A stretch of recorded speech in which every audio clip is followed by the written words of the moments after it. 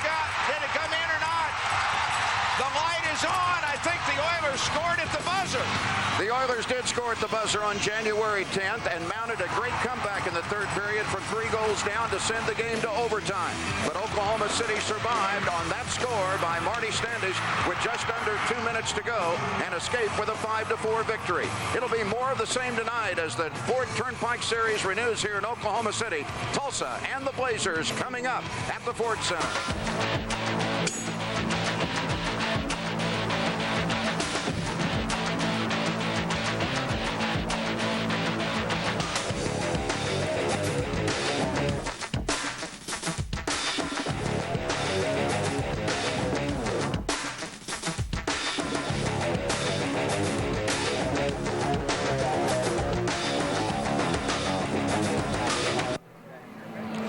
Welcome, everybody, to the Ford Center in downtown Oklahoma City, the 8th meeting of the year between the Tulsa Oilers and the Oklahoma City Blazers. And our pregame show, as always, brought to you by our good friends at Taco Bell. Ron, there's no question both these teams need victories in the playoff hunt in the CHL. The Oilers finally getting it together after a long 13-game losing string from after Christmas and a win here. Then they have started to put some games together finally, but they got a long haul. They do. It may be too little too late. They've played well as of late, but they've got a lot of ground to make up. They're in last place. They only have 39 points. They almost need to double that point total in order to reach the playoffs. The Blazers, meanwhile, in a little bit better position. They can just win out a few games here in the end. They'll make the postseason. Well, goaltending is going to be the big thing tonight, as it has been in this series most of the way. And the two guys against each other played here on Christmas. Rod Branch posted a 2-0 victory over Oklahoma City. A brilliant performance that night. The hard luck loser at the other end for the Blazers was Sean Connors. Now, Connors, who will go against Branch tonight, just ended a 6-game losing string last night here at the Ford Center in a great performance against tough Colorado as the Blazers knocked off the Eagles 4-2. Look for goaltending to be the key in this one. It so often is and probably will be again tonight. We'll be back with more in just a moment. The Blazers and the Oilers around the corner.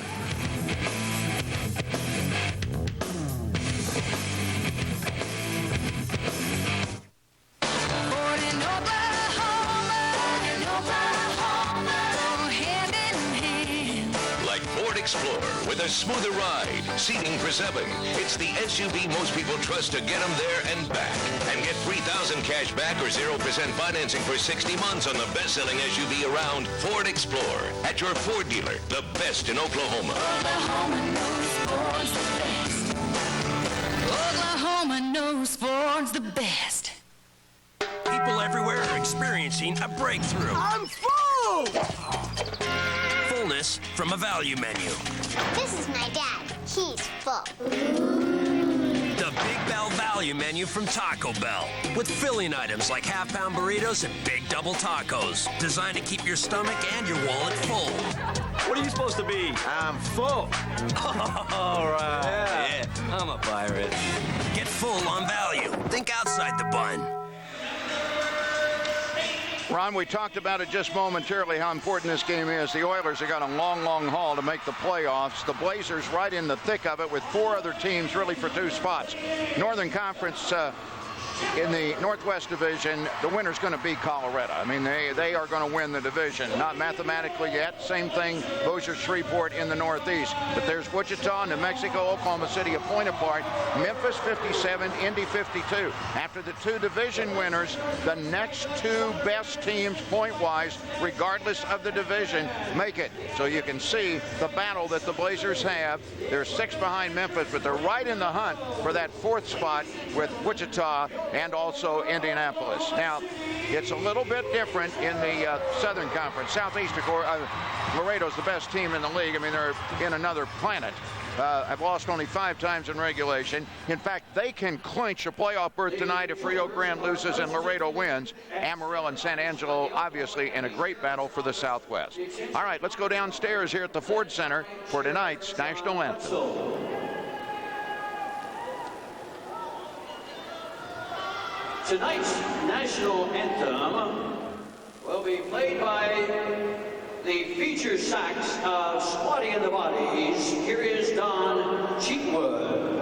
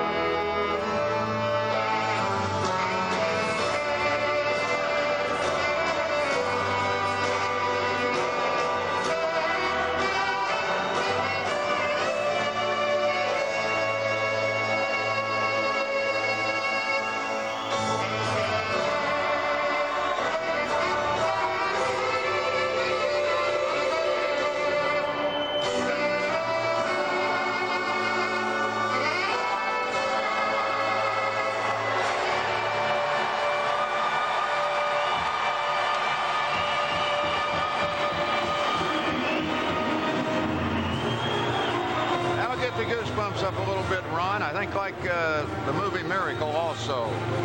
This is a neat time for hockey. Great night here in Oklahoma City. The Upper Bowl is open. That means the paid attendance tonight will be in the 10, 11, maybe 12,000 range. And that'll push Oklahoma City above 8,000 on average for the year. The Blazers leading the league as they always have in attendance. Laredo's done a great job. Colorado, that's a sellout figure. They've sold out every game at that average, 5,211. Oilers, who have dropped off a little bit because of kind of a struggling season, still though in the top 10 and very close really to being up in the top 6. And if they can continue to win with this guy in net, Rod Branch, and now full-time coach Butch Cable, he's made some tweaks. He's got some new faces in the lineup that the Blazers did not see the last time these teams skated against each other. Chris Page, Nick Udovicic is in there, Cam Kuzik in a trade from Colorado, and Jordan Roach has also joined the Oilers since the last game. So I think Cable's starting to feel a little bit more comfortable now as the man behind the bench for the Oilers. I think so, and you can see that in the way that they've played. And really tonight, you're going to see a great atmosphere here. It's going to be a playoff atmosphere. There are so many things on the line in this game. Playoff positioning. Tulsa still has that chance to get into the postseason. They're going to have to win pretty much all their games the rest of the way. The Blazers have a solid shot of getting to the postseason. Fans are going to be interested in that. You've also got the fact that, well, the bragging rights are on the line too. If the Oilers win tonight, they will clinch at least a tie for the series trophy this year. So yeah, coming into tonight, Oilers have won 4, lost 2, and lost 1 in the overtime decision. Last time these teams meet on January 10th, and at that time Cable was still the interim coach, didn't know if he was going to become the full-time coach or not, but that did take place, in fact, about 48 hours after that game. Mark Holshoff, who worked the game between the Blazers and Colorado last night, and the same two linesmen, Randy Sappo and Doug Wittig, are the guys, well, let me correct that. Sappo did not work the game last night. Wittig did, but Sappo works most of the games at the Ford Center that Oklahoma City's involved in. And Holshoff was a busy guy last night. There were 4 fights in that game, and Les Borsheim for the Blazers got a near KO on former NHLer Brent Thompson, who was a tough guy in the show himself. Borsheim will be out for the Blazers for the opening faceoff, along with Peter Robertson, and the line of Marty Standish with Ryan Watson and Doug Shepard. And what a night that line had for the Blazers last night. Standish had 3 assists, Shepard had the game-winning goal, and Watson had the go-ahead goal. Now for the Oilers, Wes Gonzano, who missed the last game due to illness on the 10th, back in the lineup for the Oilers, and he'll be centering on the right wing. Chris Page, one of those new faces for the Oilers, and Dan Gravel, who's the leading scorer in the series on the left wing for Tulsa. Gravel has 3 goals, 8 assists, 11 points. He scored more in this series than anybody on either side of the ice. And Wes Gonzano's twin brother at defense as the Blazers win the draw, and the puck is chased down into the end zone and played in behind the net by Kavaden. And Kavaden, who completes the starting 5 for the Oilers, gets it cleared into center along with Scanzano, and there's Borsheim to fire it back in, and we're just underway. Period 1, a pass off the back of the net, lies in play. Standish able to get to it. Now Gravel flipped it loose, and Shepard again, who had the game winner last night, turns, got a shot in on goal, saved by Branch early. Branch shut out the Blazers here on Christmas. Turnover. Shepard in close. Standish short side shot, dug in the post. Nice save. And the disc will be iced to the opposite end. The Blazers came out, got the Oilers on their heels a little bit. That's right. The Oilers try and come out and lull you to sleep. Well, they didn't have the chance to do that right off the bat. Oklahoma City establishing the offensive end and trying to get something going, and they had several good shots. None of them went in, but you like to see that at the beginning if you're the Blazers in terms of trying to poke through, get one past Branch. Todd Marcellus will handle the faceoff for the Oilers. He'll go against Brian Force, and Marcellus will guest with us on the first period intermission break.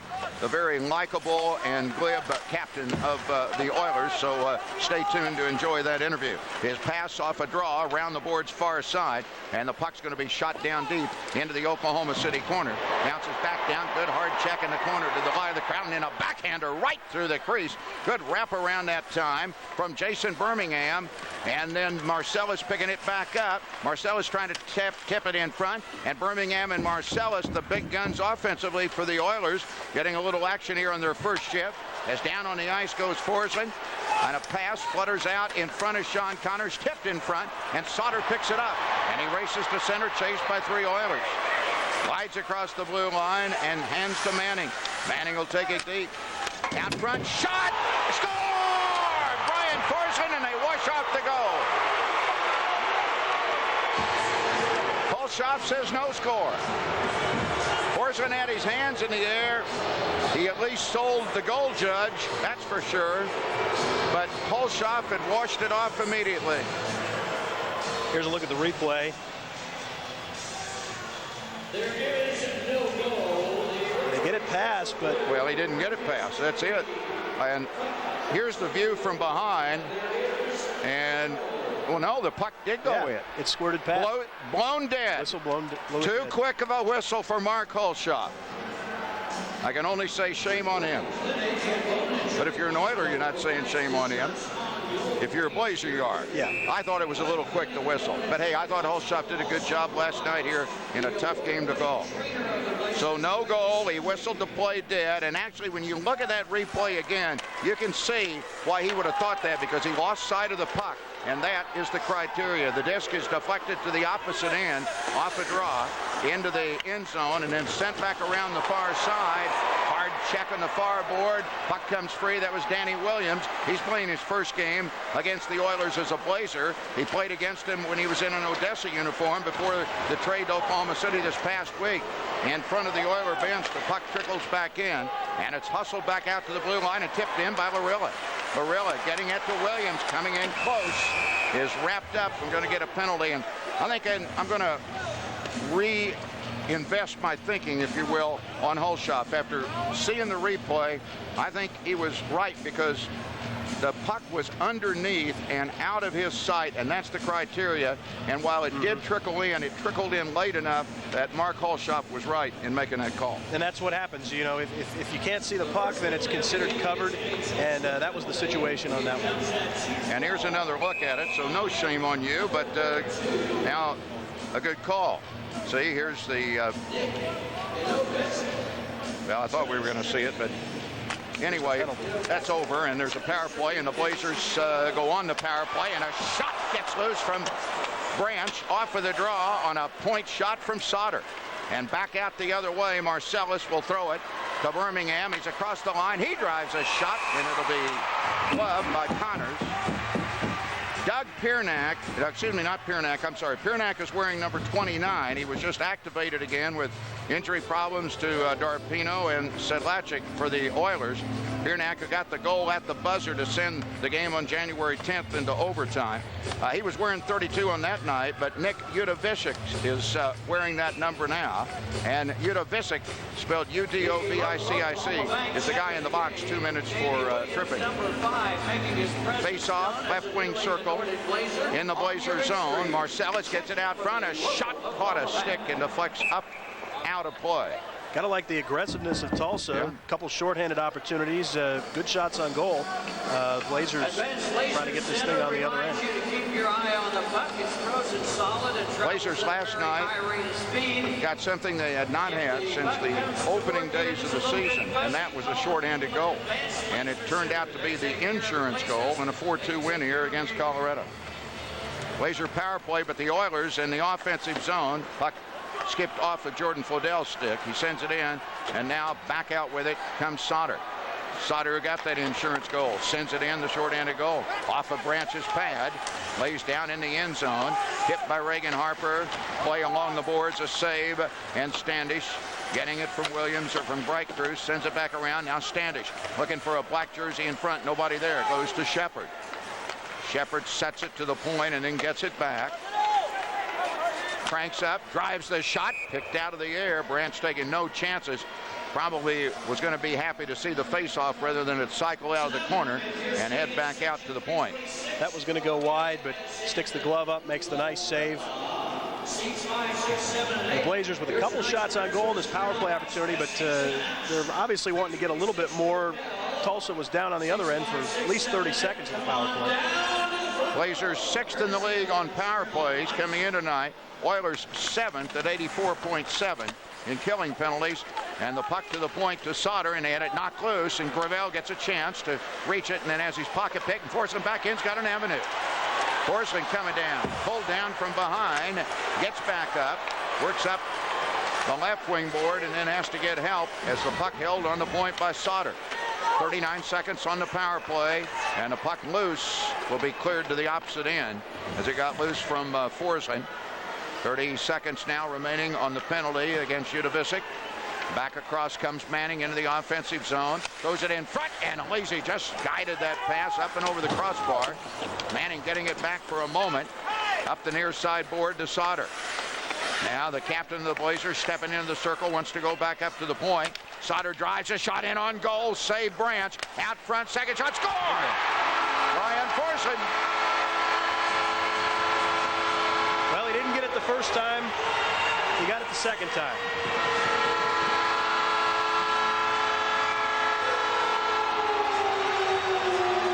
And in a game where the atmosphere is as it is, that first goal is always huge. Well, Forsling gets the score, and Blair Manning gets credit for a big-time assist right there.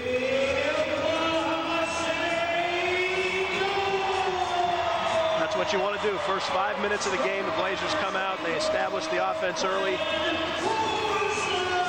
Take a 1-0 lead. Forsling now tied for the team lead in goal score with Ryan Watson, gets his 19th. And he was able to get it over the shoulder of Branch. And the Blazers scored for the first time in well over a month in this building. And the puck back in the Blazers zone. Knocked back out, will come to center. That was nearly a huge mistake. Yes, it was. Outside the line, Williams steps onside, looks for a pass. The puck trickles off of his skate. Back out in the neutral zone, and Todd Marcellus breaks for a blue line shot and a save for Connors. And the Blazers, feeling some pressure, will put the puck back to the opposite end. Great scoring opportunities for Oklahoma City throughout the first 5 minutes of this game. Tulsa had those scoring chances shorthanded, couldn't make anything of it, but you know, you expect to see great defensive battles between these two teams. In terms of offense, there are only 2 players in this game tonight that are in the top 25 in league scoring, Marcellus and Jason Birmingham. No Blazers are in the top 25. No. Now, when I said the first goal the Blazers scored in over a month against Branch, I meant inside this building, because they were shut out here on December 25th in the Christmas night game. Oilers in close off a draw. Scanzano on the doorstep, and a breakup play by Standish to get a loose puck free. And Oklahoma City dodging a bullet there as the puck comes to center, and new Oiler Chris Page back across the line for Scanzano's shot. Wide of the mark, and the puck cycled back. Robertson and Standish trying to play it for the Blazers, and Standish able to get it back from Shepard on an exchange. Standish drop pass, Shepard coming in deep, flips it goalward, swatted away by Rod Branch. It lies along the near board, and as it drifts out into center, Gorilla will put it on a cross-ice pass back to Cameron Brightcruz. He's playing his first game against the Oilers in this Turnpike Series. A rookie defenseman who had been in the East Coast Hockey League with Long Beach most of the season. Picked up by the Blazers here within the last 2 weeks. And Brightcruz out of his zone again after chasing it in. His pass is picked off, fired back to the Blazer line and sent in deep. Brightcruz, who was an all-star in the Saskatchewan Junior Hockey League, moves it back out. And he's had a right wing pass over to Manning, who set up the goal. Manning, go easy, coming down deep, couldn't contain the puck. It got loose from him. He almost split the defense. And on the turnover, it's hustled back by Jordan Fodell to Derek Reynolds. Reynolds laying it in to the offensive zone, but an offsides whistle. Blazers again trying to continue to establish the offense. Tulsa doing a good job on defense. All right, we're back in a moment. Blazers lead 1-0. Mathis Brothers, our selection and pricing on recliners made by Lazy Boy has never been better. Come see our pricing on genuine patented mechanism recliners starting at just $247. Or look at this leather Lazy Boy, available in 2 colors for only $349 for a limited time. And finally, look at this double recliner sofa by Lazy Boy for just $599 with 2 recliners built in. Shop Lazy Boy at your #1 store, Mathis Brothers. Mathis Brothers Furniture. We just ordered these onion rings. So good. We heard they're made from scratch daily. Yes, sir, they are. Is that him? Are you Scratch Daly, the guy who makes the onion rings? No, sir. Is he there? He's not around? No. Ah. Well, when he comes back, tell him aces. Tell Mr. Daly, keep on keeping on. These are delish. Made from scratch daily. Sonic does it, others don't. Try our handmade onion rings with a Supersonic cheeseburger for $3.99. It's not just good, it's Sonic good.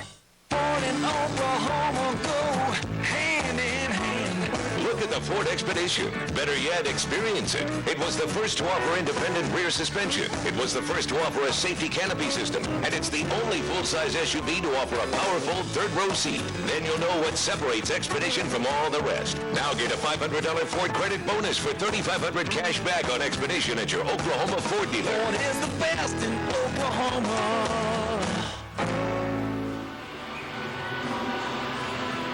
Blazers have the lead and a 6-shot advantage, 8-2 here in the opening 6 minutes. As the puck into the Oilers zone, back off of the draw, Reagan Harper, who began his professional career about half a decade ago here in Oklahoma City under Doug Sauter and the Blazers. Sends it out, and it comes back to Harper, and he's got it through the neutral zone. Good pass, a crank-up shot up and off of the stick in the left skate of goaltender Sean Connors, and then fired back in. It changes direction, bounces up in the air, and it's thrown back out in front. And the Blazers will get a breakout up ice and across the line. Danny Williams shot in on goal, and then a tumble, and now we'll have a little bit of a scuffle right there as Branch got upended late after that shot from Danny Williams. But to go back to the other end for a moment, the crowd, I don't think, realized just how close the Oilers came from maybe getting this game tied. That shot from the point by Piernik almost made it change direction, and actually the one the circle and Jordan Fledell's shot started all that change direction. Here's the play that led to the pushing and shoving. There's Williams driving it. Branch looked back a little bit, and then you see the tumble right there.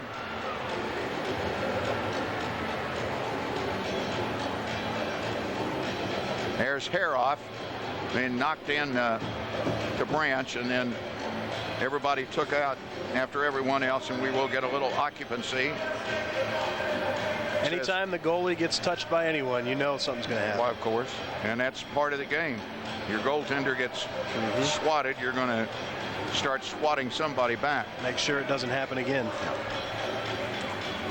So Dubois will check in for the Blazers, and Marcellus and Manning, like two good captains, standing there outside the referee's crease. Todd Marcellus will guest with us during the first intermission break, and then during the second period break tonight.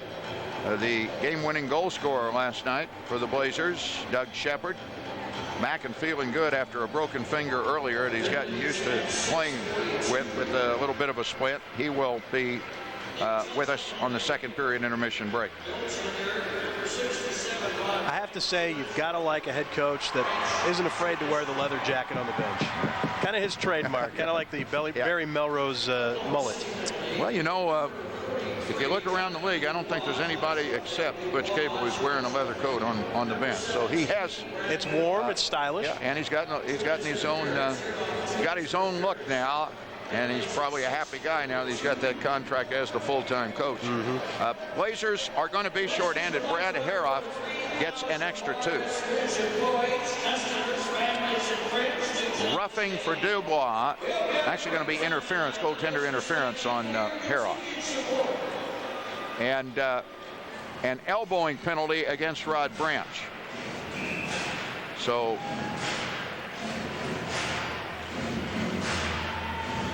Branch's penalty will be served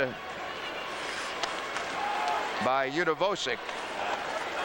And the Oilers, down a goal, have a power play chance for the first time, and they get the puck into the Blazer zone. It's backhanded back out and knocked down, and Jason Birmingham, the Oilers' leading scorer, sends it in, and it carries above the glass and out of play.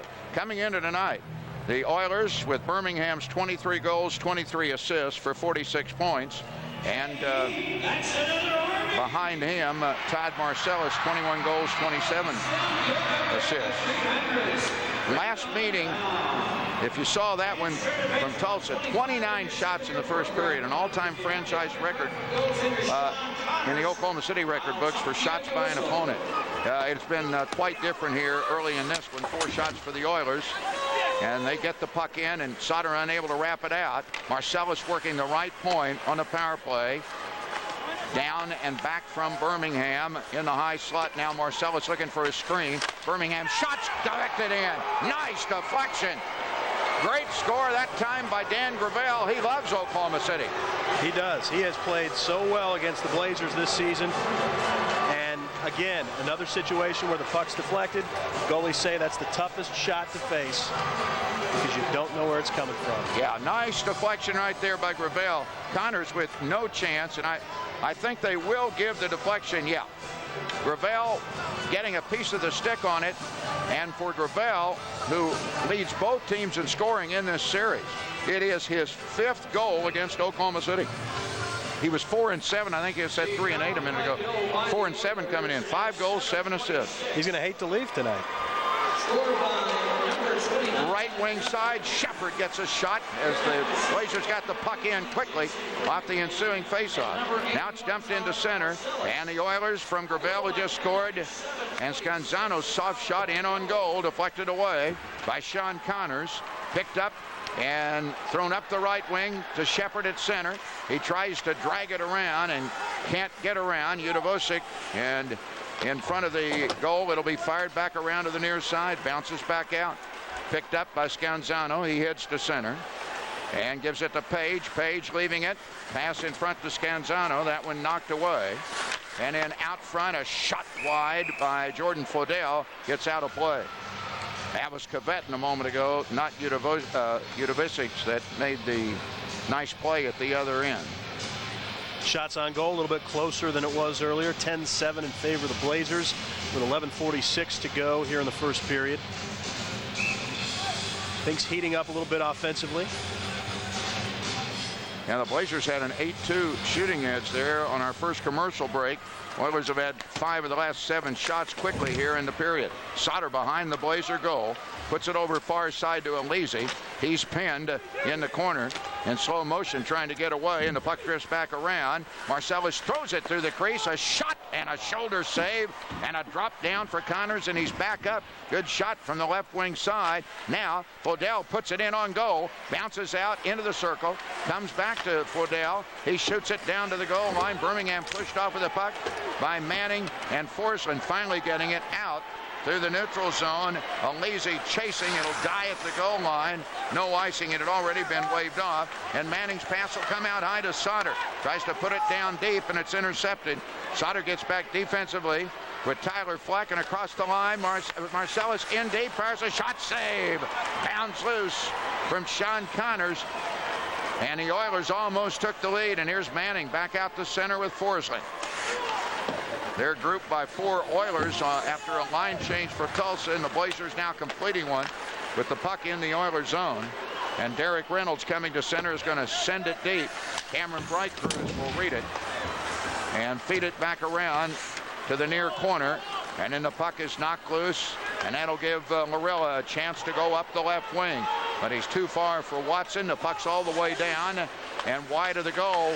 No icing. I think Branch thought there was going to be one, but it had been waved off in center from the linesman. Here's Reynolds back in across the Blazer line on a drop pass, and the puck cycled around by Piernick, getting it down low. Reynolds trying to play it down in the end zone along with Jordan Roach. And a whistle and a stoppage in play as Roach got banged up a little bit there. We're halfway home in the first period.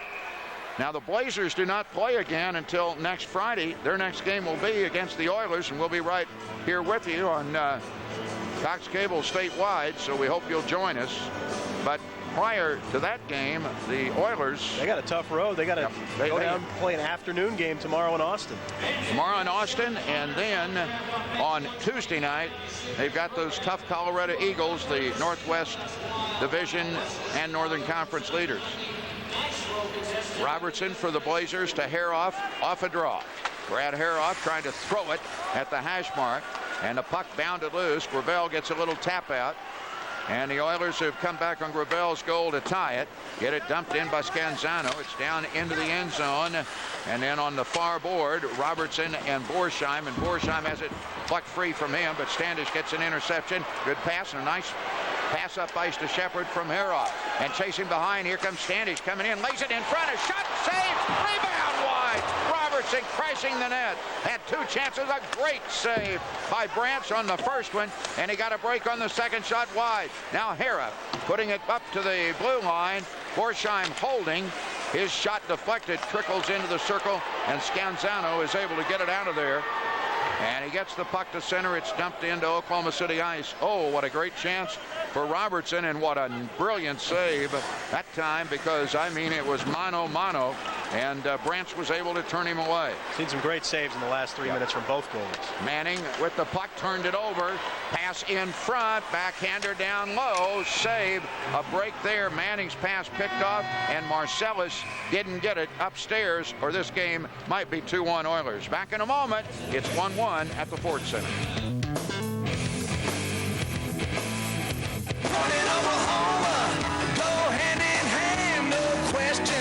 If you're looking for a compact pickup that's big on attitude, then you'd better look at Oklahoma's bestseller Ford Ranger. But be careful, it's loaded.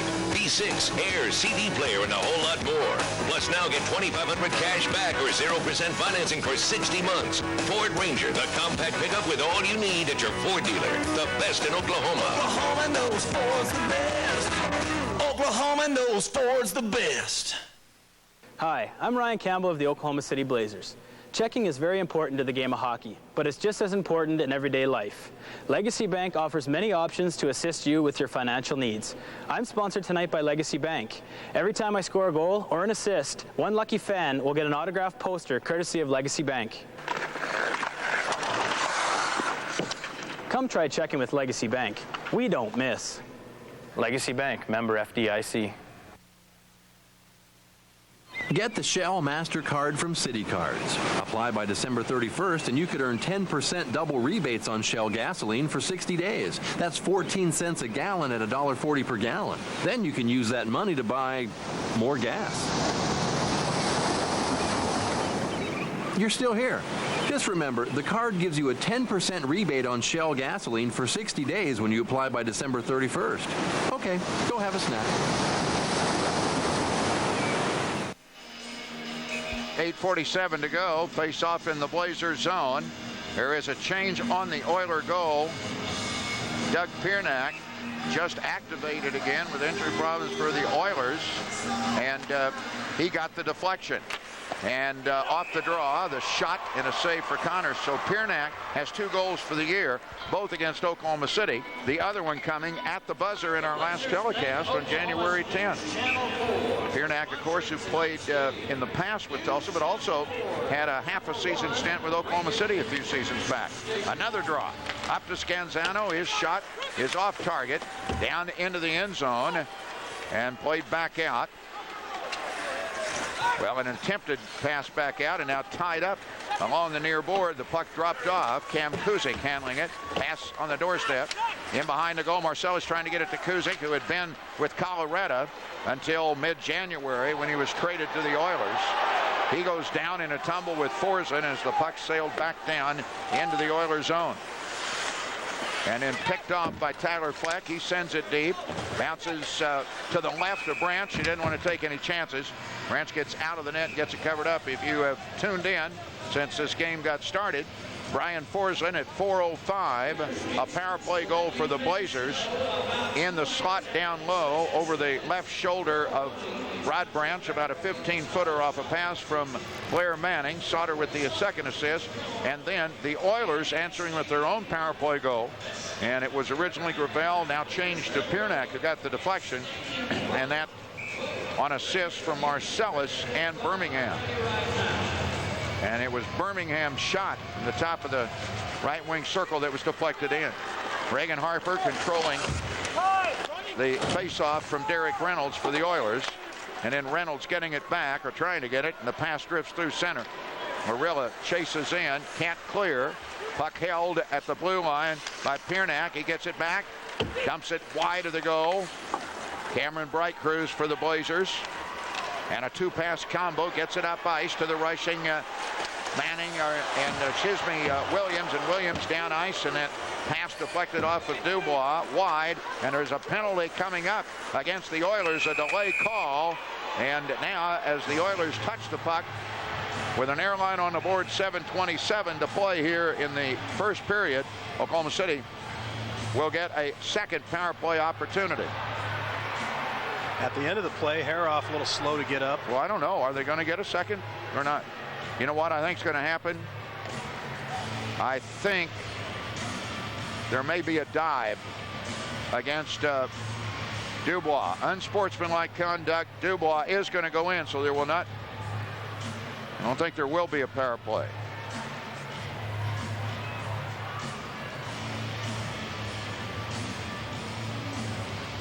They will be at even strength.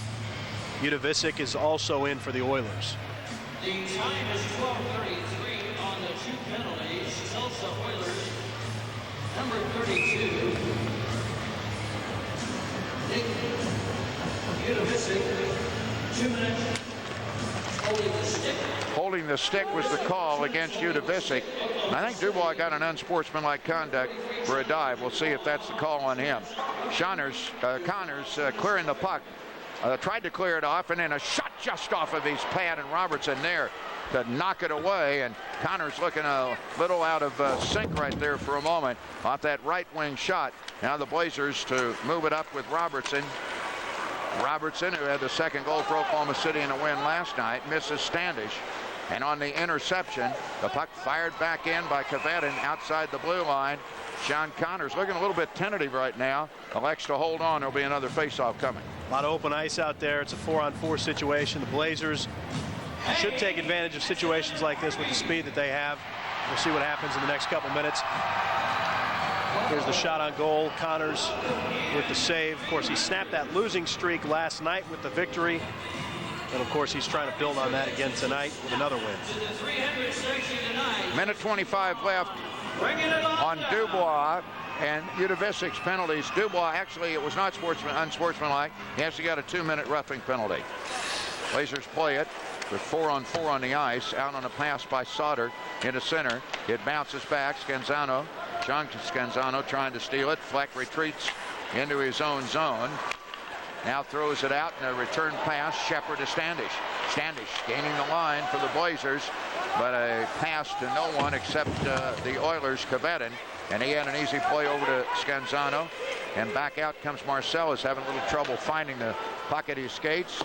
Now feeds it deep into the north end zone. It'll feed back around to the far side. Rolls back in the corner. Kvetin down deep. And a sweep check by Fleck. Tipped the puck away. Those two defensemen fighting for it down in the corner. Now Fleck getting it back and using the glass, puts it up ice, couldn't come up with it. Sauter does, and a 3-on-1 developing. Standish left wing, coming in deep, coming in front, backhander wide of the mark. He tried to fool Branch. Branch held the post on the near side and didn't give him anything to look at. And the Oilers send it back out to Marcellus. Late on a shift, Marcellus, but he sends it in front. Got it back, doorstep, and then missing a shot was Flodell. He had an opportunity on an open corner and couldn't get the stick down on the ice. And the Blazers dodge a bullet there. The Oilers almost took the lead for the second time since tying it. And both teams now back at full strength as Udovicic and Dubois check out of the penalty box. And Flodell, who had a golden opportunity a moment ago, two-pass combo to Gravel. And offsides whistled against the Oilers.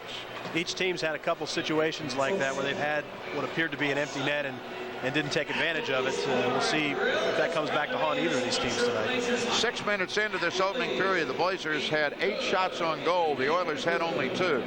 It's been Tulsa in charge of most things since then. Shots on goal now are 13 apiece.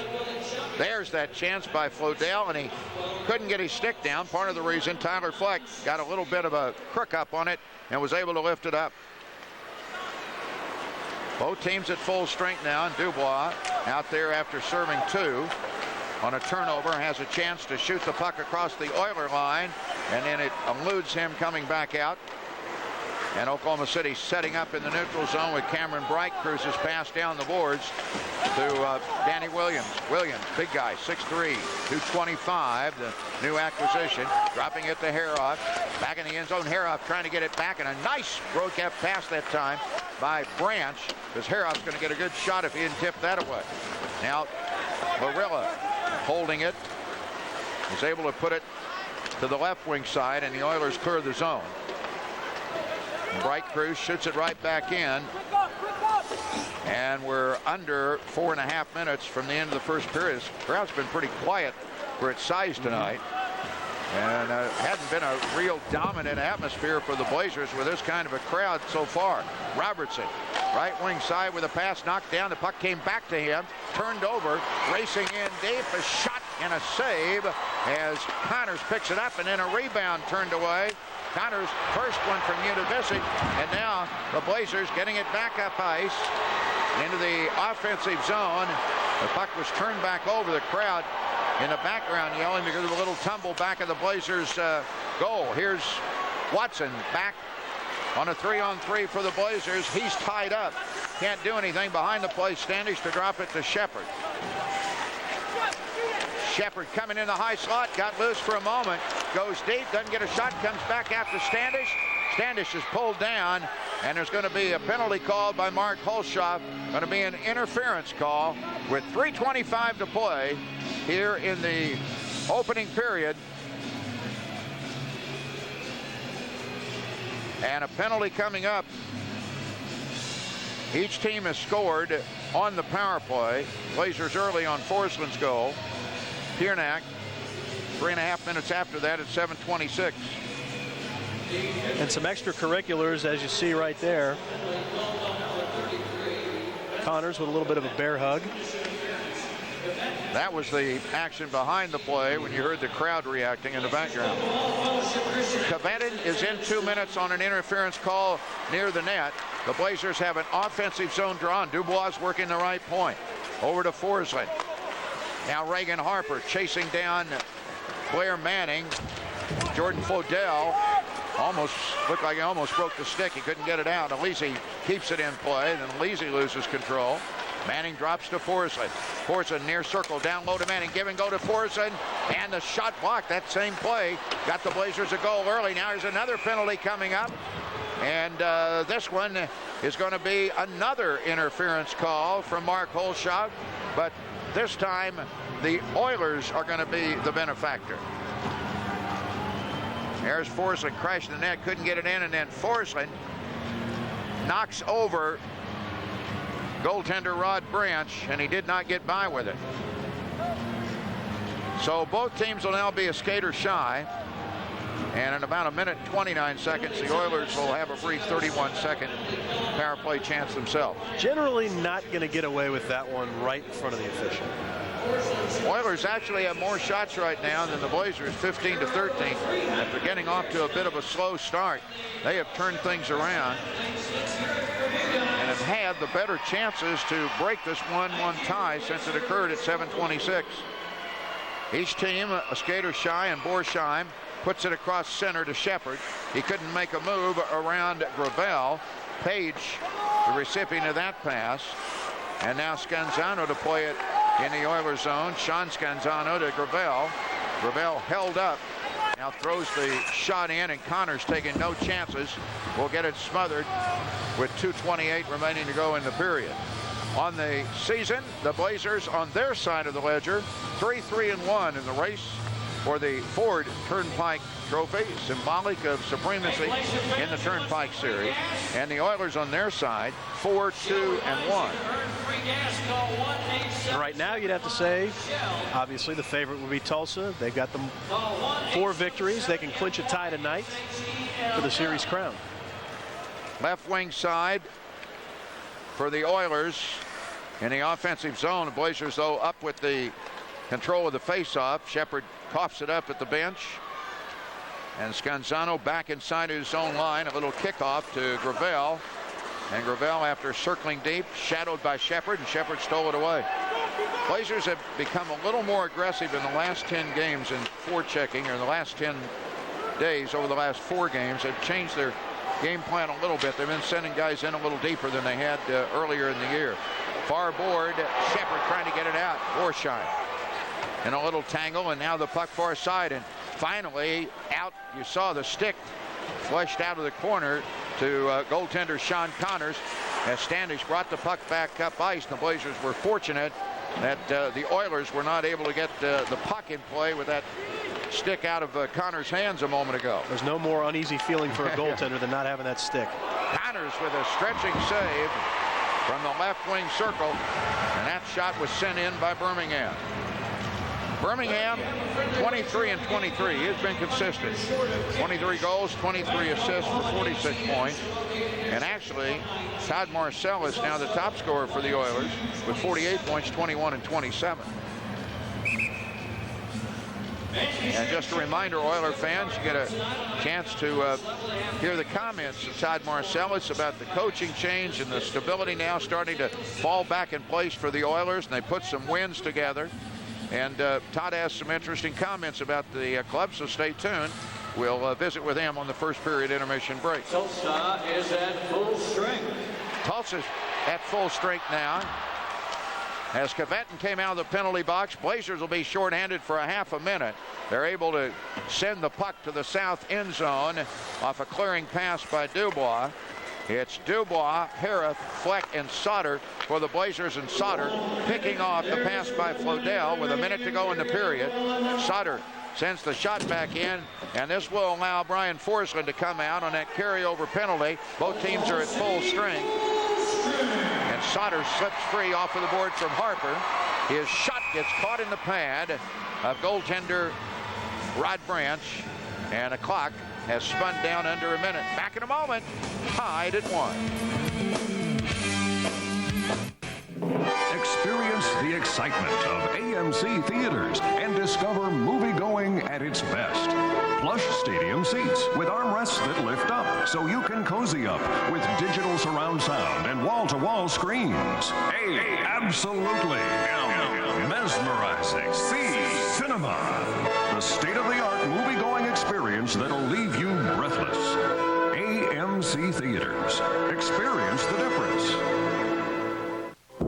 In a world about to change, one man must rise up and lead.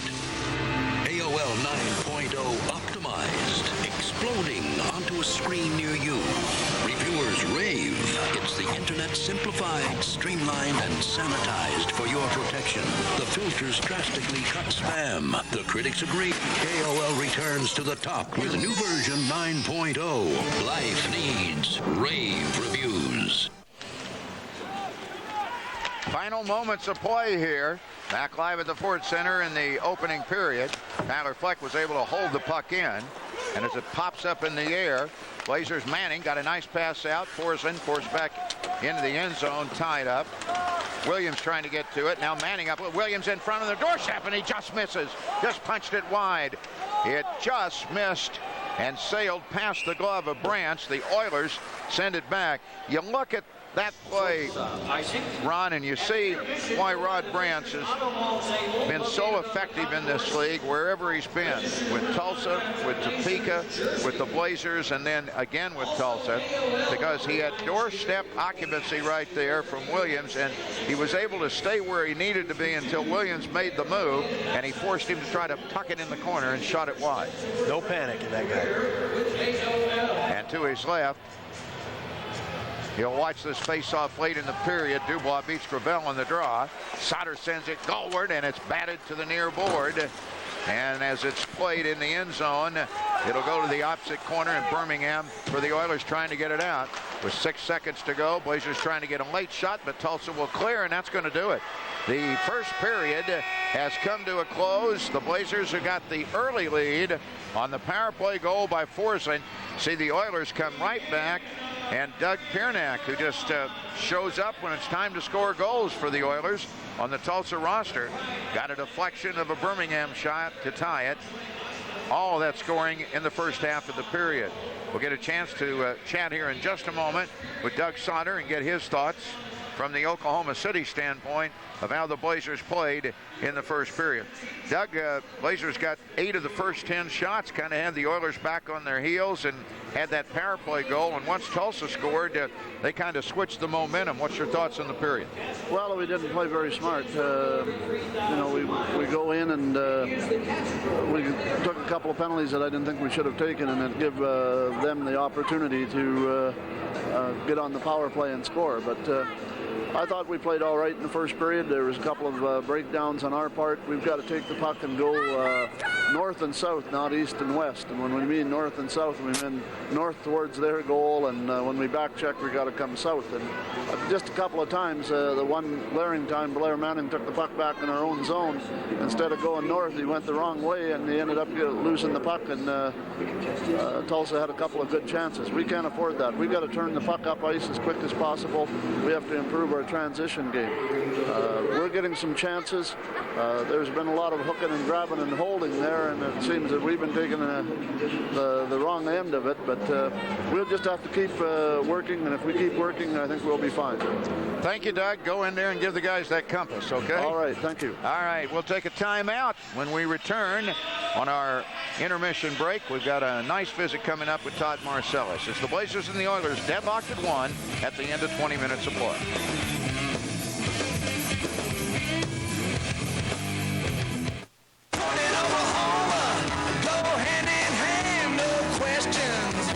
The 2004 Ford F-150. Best in class for low-end torque. Best in class towing capacity. Best in class for payload. Plus, it's been called the best pickup ever. That's why the new Ford F-150 just could be the best in Oklahoma. And probably why it's named Motor Trend's Truck of the Year. Oklahoma knows Ford's the best. Oklahoma knows Ford's the best. Hey, Ahmed. Hey. Have you heard about this new French dip and Swiss sandwich? Yeah, sounds great, especially the new baguette and the thicker au juice. It's au jus. Au juice. No, au jus. Juice. Jus. Juice? Jus. Juice.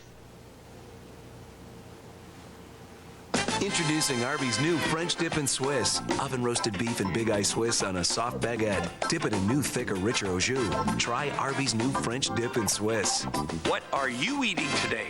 Don't let another minute go by without calling attorneys Daniel and Conway. I'm Bill Daniel. I'm Vaughn Conway. I don't know about the boys and girls downtown in pinstripe suits, but if you're looking for two guys to represent you in an auto accident that are suited up, ready to play the game right, ready to play the game now, and ready to play it hard, you contact us. Don't get high-sticked by the insurance company. Get on a power play with Daniel and Conway. Look in the Feist Yellow Pages for attorneys Daniel and Conway. Get the Shell MasterCard from City Cards. Apply by December 31st and you could earn 10% double rebates on Shell gasoline for 60 days. That's 14 cents a gallon at $1.40 per gallon. Then you can use that money to buy more gas. You're still here. Just remember, the card gives you a 10% rebate on Shell gasoline for 60 days when you apply by December 31st. Okay, go have a snack.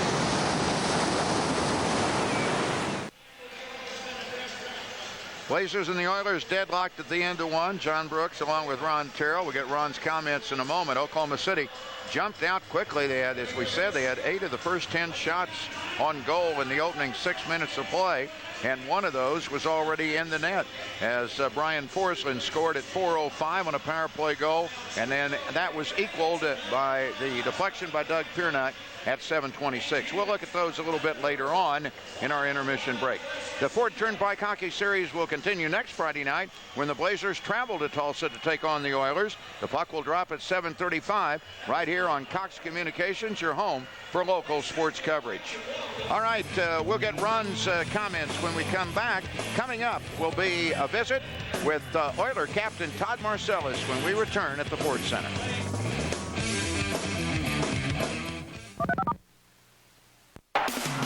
Catch live Oklahoma high school school basketball exclusively on Cox Communications.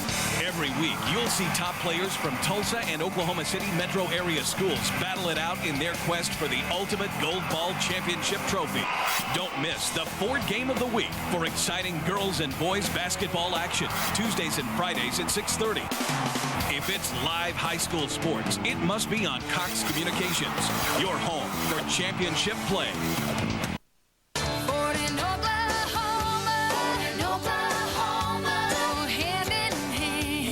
Like Ford Explorer with a smoother ride, seating for 7. It's the SUV most people trust to get them there and back. And get $3,000 cash back or 0% financing for 60 months on the best-selling SUV around, Ford Explorer, at your Ford dealer, the best in Oklahoma. Oklahoma knows Ford's the best. Oklahoma knows Ford's the best. What's life really like at college? We'll show you why at SWASU, the focus is you. You can be yourself at SWASU. With more than 90 campus groups, I can meet new people, try new things. SWASU has more to offer and stuff that really matters. Professors who've worked in their field, small class sizes, great majors in all areas, a renowned pharmacy school, and a chance to figure out my big future. The point is, my voice counts. SWASU, the focus is you. Anson, you seen the TV? Hey, Anson, have you seen the TV? Nope. Do you live hockey? Then you need NHL Center Ice on Sports in Demand. Follow your team and catch up to 40 out-of-market regular season NHL games a week on digital cable. Order today and get the lowest price of the season. Call now. Get maximum ice time with NHL Center Ice on Sports in Demand.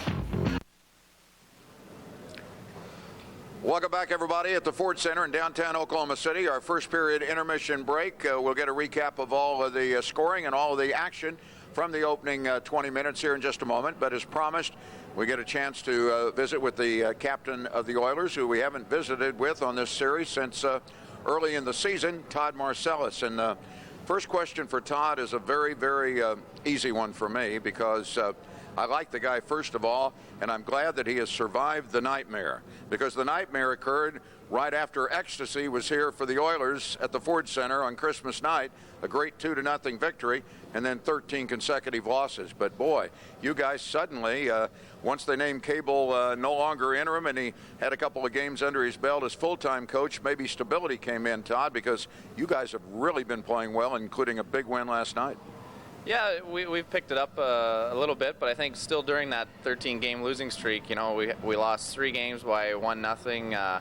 We lost 3, I think, in overtime, and it was we just weren't getting the bounces. We were working hard every night, but just could not find a way to win. It was more like we found a way to lose, something going off a skate or something, and I don't know what. I think it was the night we beat Memphis 8-4 to break out of it, and we got some weird bounces and some lucky goals that night, and ever since then we've been playing pretty well. And most likely that lady that has the blindfold on, she finally started balancing things up a bit, because that's how a lot of teams break out of slumps, with screwy goals that normally you don't get any time, but you certainly deserved getting some before that. And I want to know, that C right there, did that take on a little more importance during that 13-game losing string and you trying to keep things together in the dressing room? Yeah, it's tough anytime you lose 13 in a row. You want to try to keep positives and take positives out of games and build off of those instead of looking at the negatives and guys getting their heads down and stuff. So yeah, it was tough. It was a learning experience. It's something I've never went through before, and hopefully I'll never go through it again in my career. And I'm just glad it's over, and hopefully we can make a run now and try to get into the playoffs. Well, and that is the obvious question. I mean, mathematically, certainly you're not out. The worst problem is you got 5 teams bunched above you, all fighting for 2 spots, which means there's a lot of people trying to grab 2 spots, and it's tough to chip away. But just from the standpoint of trying to take care of it mentally, is this, and I know it's an old trite saying, but is this literally a deal where you have got to focus only on one game at a time and not even dream that you might get there? Yeah, you can't start looking at the games in March or whatever and who we're playing and see how it's going to turn out. We just have to take it one game at a time and go out there and give it our all and see what happens at the end, because we can't control what the 5 other teams are doing. We're just going to have to control what the Tulsa Oilers are doing and hope for the best and give it our all for these remaining 20 games. Cam Cusick, in addition to your team, and a guy that was on, in my mind, without question, the best team in the Northern Conference in Colorado. He comes to a club that now may not make the playoffs, but he is a good player. Has he been able to adapt, and can he really be an addition that is a forceful one for you in the end? Oh, for sure. Kuzi's playing on our line right now with Jason Birmingham and myself, and Kuzi just brings an element of speed to our line. It's unbelievable. He's a hard worker. He's up and down his wing, and he can create a lot with his speed. So we're very happy to have him as part of our hockey club, and hopefully we can continue to have success with scoring goals. Now, this is not talking out of school, but I guess it's asking at least the captain's opinion. With the coaching problem, the change, the non-naming of a full-time coach, and then the naming of Butch as your full-time coach, and a guy who you formerly played with, has it, in your mind, taken him some time to either gain respect or at least to get people to listen at times where maybe they would have done so differently with another coach? Yeah, I think it was a tough spot for Bush at the start. He was only named interim coach, and we were still pursuing other coaches, and I think it was tough. Guys didn't really know if he was going to be there full time or not, so it was tough for him. And now, the guys have his respect, and he's making all the hockey decisions, and you're going to have to respect him and play hard for him, because he expects 110% every night, and if you don't give it, then you're not going to play. And it's as simple as that, and Butch knows that going down the stretch. All right, in 10 seconds, the thing the Oilers need most to really have that legitimate chance to make that final playoff run. That's one game at a time. We've been playing well defensively, and we just have to. I think we have to concentrate on maybe scoring more goals and bearing down on our chances. Thanks a lot, Todd. We're back in a moment to take a look at what's taking place in the first period. When we return, it's the Turnpike Series, the Blazers and the Oilers from the Ford Center.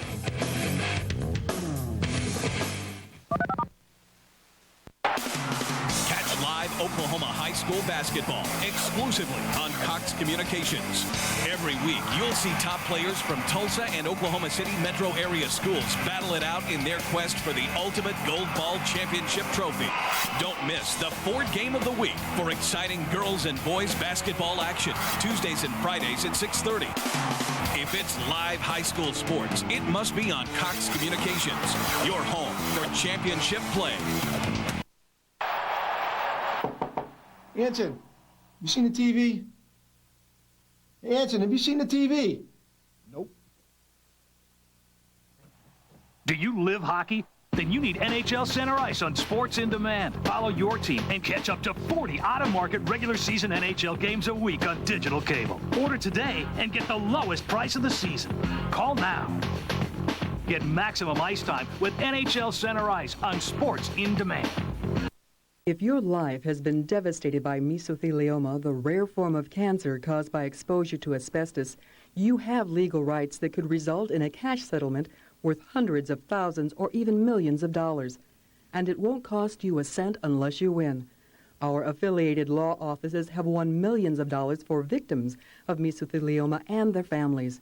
We know how to make companies pay for their mistakes. It's a fact. Companies whose employees have developed mesothelioma because of exposure to asbestos have paid hundreds of millions of dollars to the victims and the families of deceased victims. Know your rights. Get the money and the justice you deserve. And remember, you don't pay us anything until we get money for you. Get treated with respect and dignity. Get what the law entitles you to. Get the money and the justice you deserve.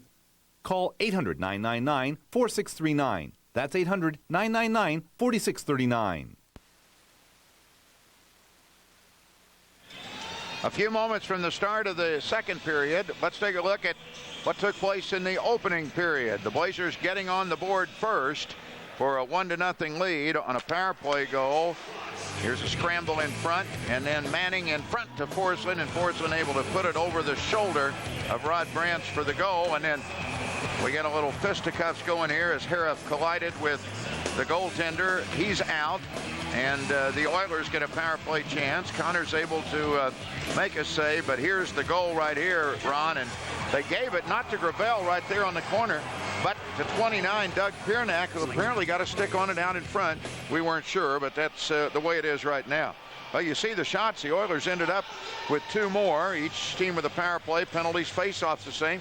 As dead even is the only thing difference, those shots. What were your thoughts? Well, I mean, it was such an evenly matched first period, and the stats aren't the only thing to indicate that. I mean, we saw action on both ends. We saw good scoring chances for both teams. Tulsa really came back to win the shots on goal battle. They had some offensive opportunities the last 10 minutes that they really had some chances to put another goal on the board, but 1-1 tie, and should be an interesting last couple periods. Well, from the Blazers standpoint, things not happening their way elsewhere around the league. We'll check that a little bit later, but we'll take a quick break here. Then we'll be ready for the start of the second period. This game deadlocked at 1 in the Ford Turnpike Series.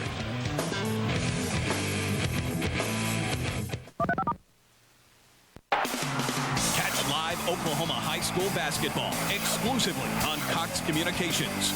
Every week, you'll see top players from Tulsa and Oklahoma City metro area schools battle it out in their quest for the ultimate Gold Ball Championship trophy. Don't miss the Ford Game of the Week for exciting girls and boys basketball action, Tuesdays and Fridays at 6:30. If it's live high school sports, it must be on Cox Communications, your home for championship play. If your life has been devastated by mesothelioma, the rare form of cancer caused by exposure to asbestos, you have legal rights that could result in a cash settlement worth hundreds of thousands or even millions of dollars. And it won't cost you a cent unless you win. Our affiliated law offices have won millions of dollars for victims of mesothelioma and their families. We know how to make companies pay for their mistakes. It's a fact. Companies whose employees have developed mesothelioma because of exposure to asbestos have paid hundreds of millions of dollars to the victims and the families of deceased victims. Know your rights. Get the money and the justice you deserve. And remember, you don't pay us anything until we get money for you. Get treated with respect and dignity. Get what the law entitles you to. Get the money and the justice you deserve. Call 800-999-4639. That's 800-999-4639. Cox Digital Cable brings you Mega Movies. Our horse is too small, our jockey is too big, our trainer is too old, and I'm too dumb to know the difference. He was the long shot who became a legend. Start this triumphant film instantly and control it with your digital remote. Order Seabiscuit. Mega Movies, Mega Prizes. Go to CableMoviesOnDemand.com for details. Experience entertainment on demand with Cox Digital Cable.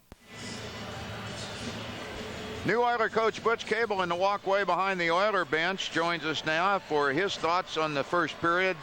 Boy, you guys are outshot 8-2 through 6 minutes, and then you turned everything around and pretty well controlled things. Were you pleased? Hey, you know the story. It's Oak City and Tulsa, and it's going to be a great game. It was a great first period, and both teams are they've got their A game tonight for sure, and you can see it. There's fire in the eyes of the both teams, boy. It's going to be a tough one. All right, Butch, thanks a lot. Thanks. Well, for the Blazers, it's going to get tougher if they don't get a win tonight. Obviously for the Oilers, too. I mean, the Oilers really forced here if they're to get back in the playoff race to win almost all the time. But let's look around the league, and we'll give you an idea how things are shaping up. Laredo, which never loses, of course, they're ahead of Amarillo in the second 2-1. Rio Grande and Austin are scoreless. On down the scoreboard, better scores of interest. Shreveport with a 2-1 lead over San Angelo, at least from the Oilers and the Blazers standpoint. And there's one that's not good. Indianapolis 4-0 over Fort Worth. Blazers trying to catch Indy. Odessa and Lubbock, they are scoreless in the second. And then you see Memphis, a 3-0 winner at home against Colorado tonight. Not a winner, but leading 3-0. Wichita and New Mexico, they are scoreless. So from the Blazers standpoint, the teams that they are chasing are having a nice evening. All right, we're ready to go. Start of the second period. And the puck is dumped in behind the Blazer goal, and Connors will send it back around. Lost for a moment. Chris Page for the Oilers getting it, then turned over, and a pass back out off the stick of Shepard.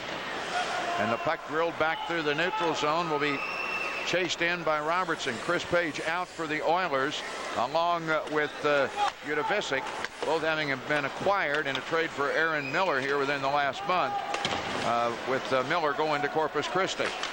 At the Blazer line, the puck drifts back in. Robertson trying to clear it, and Oklahoma City doing nothing early. And now they get a breakaway pass, and here's Shepard coming deep, and he couldn't put it in behind the play. A shot, but the goal is off the underpinning. Oh my goodness, Standish trailed the play in. He had a wide open net, but the goal goes tumbling off. A break for the Oilers. Here's Shepard coming in. Looks like he's got it, and he just could not quite put it in. Standish will trail the play. Watch this great stretch by Branch, and then with the net wide open, nothing there for Standish because the goal went off the underpinning. Now, we talk about Shepard having misfortune, a lot of it because of that guy right there. Oh, definitely. I mean, he'll create a lot of misfortune for a lot of people. But that's the second break the Oilers have gotten. Of course, early in the first period, Forsland came in and looked at what appeared was a goal, but it was underneath Branch just a little bit too long. Sean Scanzano gets pulled or gets called. I'm not sure if they're going to get delayed. No, he's going to get called for tripping. So he goes in on a tripping call behind Shepard's breakaway, and the Blazers will get a man advantage off of that breakaway pass, but they don't get what they wanted the most, which was a goal, and Branch did a great job to stretch out and just tow that one away. Here's Forsland's draw. Sutter, a shot in, blocked into the end zone, picked up by Forsland. And then the puck gets loose from him. It's up to the blue line. Did the Blazers hold it in? No, they did not, and the Oilers get the play. And Harper will kill a little time and then send the biscuit into the south end zone for Connors to stop, and Sutter will start the power play rush, and he wants Bright Cruz to carry it. Now Leasy down the left wing board. Manning flying into the corner. Manning set up the earlier goal and had a great setup for Forsland that he missed on late in the first period. Blazers have to chase back again as Cameron Bright Cruz down deep. Oilers had Gravel down on the penalty kill. Now Tulsa completes a penalty killing change except for Gravel. And as the puck is cycled around to the far side, Blazers getting forced in. Oilers doing a good job of pinning him down deep. And Gravel able to get a little more time to kill. And the puck put back to the opposite end again. And Tulsa's done an excellent job here early on this power play chance for the Blazers at the start of the second period. Sutter will move it up, and Bright Cruz ahead to Dubois. Dubois to the goal line. Short side shot. That one either rung a little iron or went off of the heel of the glove of Branch. And the Oilers send it back again. Connors in goal, clearing it out. Now it's back down in the end zone for Dubois. Penalty kill. Great job by Tulsa so far. Minute 30, and they're getting the job done. Well, the Blazers have not been able to get set up in the offensive zone yet. Danny Williams will try it, but his pass is redirected again to the opposite end. And that was Rob Minkoff that put it back. Now the Oilers actually get a shot in on goal in a second try, and a quick alert drop down stop that time on the rebound effort as Connors took it away. And it was on the doorstep with Nick Udovicic. Oilers kill it off with ease, quite frankly. Couldn't really tell there was a power play at all. Really. Danny Williams down to get it. Man in front, and Larilla just missed driving it home. He was wide on a deflection as he crashed the net. Blazers has had a couple of good crashes to the net by their defenseman, Robertson before, and that one by Larilla. Dubois picking the puck free. To the net is Williams. A shot in to the crease will be smothered and covered by Rod Branch. Only scoring in this game in the first 7.5 minutes of play in the first period. Brian Forsland, his 19th goal, power play score, 4:05 out, shot from underneath the left wing circle.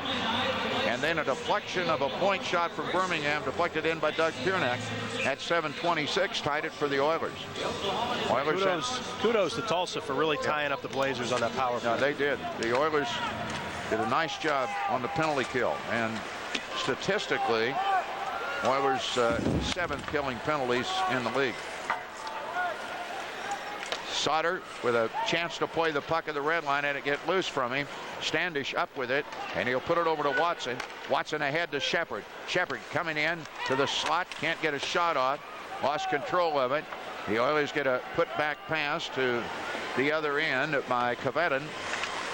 Sauter gliding down to get it. Nearly 4 minutes gone here in the second. Hardy chased to center.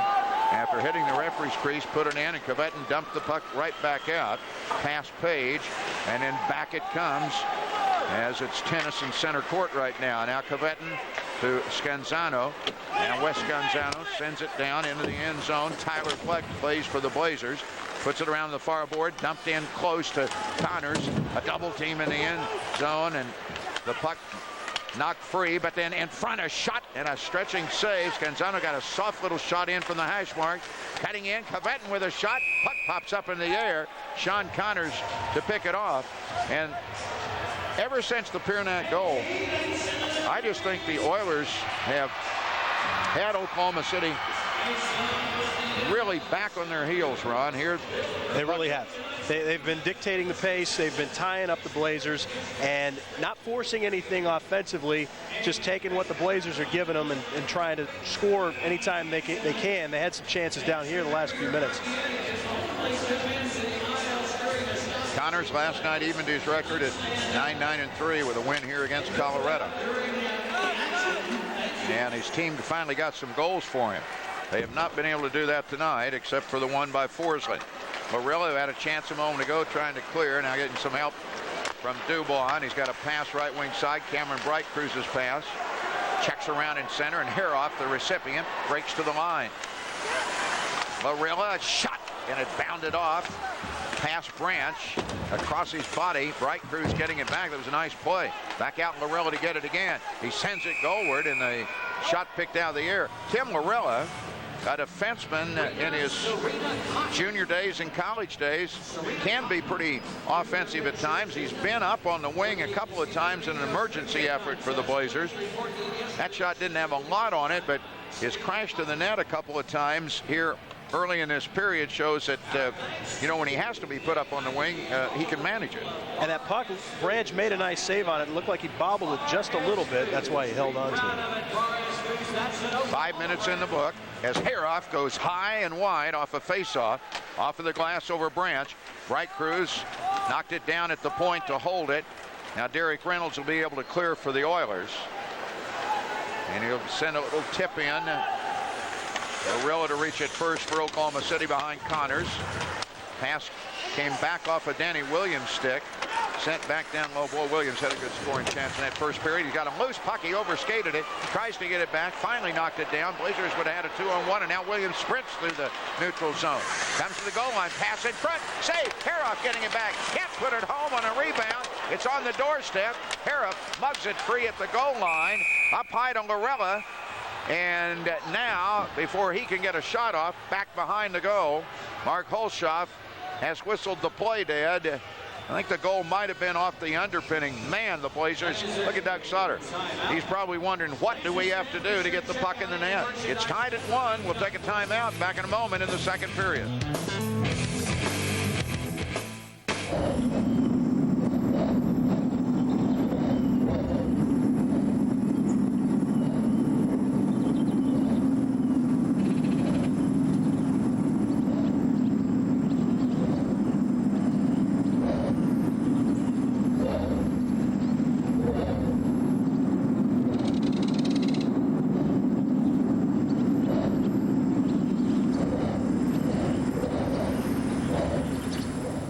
We just ordered these onion rings. So good. We heard they're made from Scratch Daily. Yes, sir, they are. Is that him? Are you Scratch Daily, the guy who makes the onion rings? No, sir. Is he there? He's not around? No. Oh. Well, when he comes back, tell him Aces. Tell Mr. Daly, keep on keeping on. These are delish. Made from scratch daily. Sonic does it, others don't. Try our handmade onion rings with a supersonic cheeseburger for $3.99. It's not just good, it's Sonic good.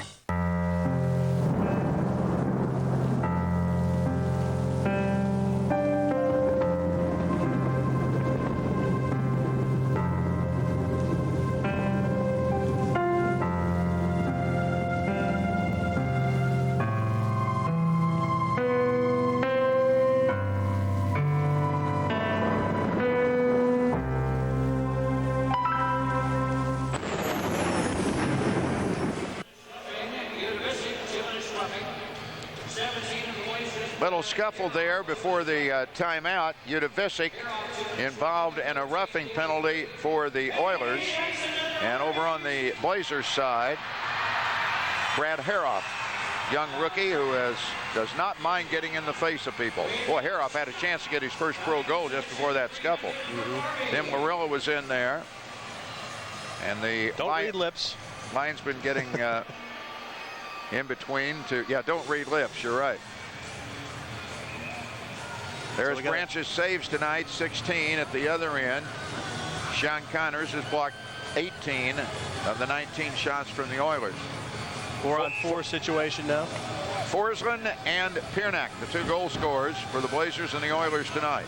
In a 1-1 tie, Blair Manning right wing circle offensively for Oklahoma City against Marcellus. Marcellus able to send the puck through the neutral zone off his own face-off.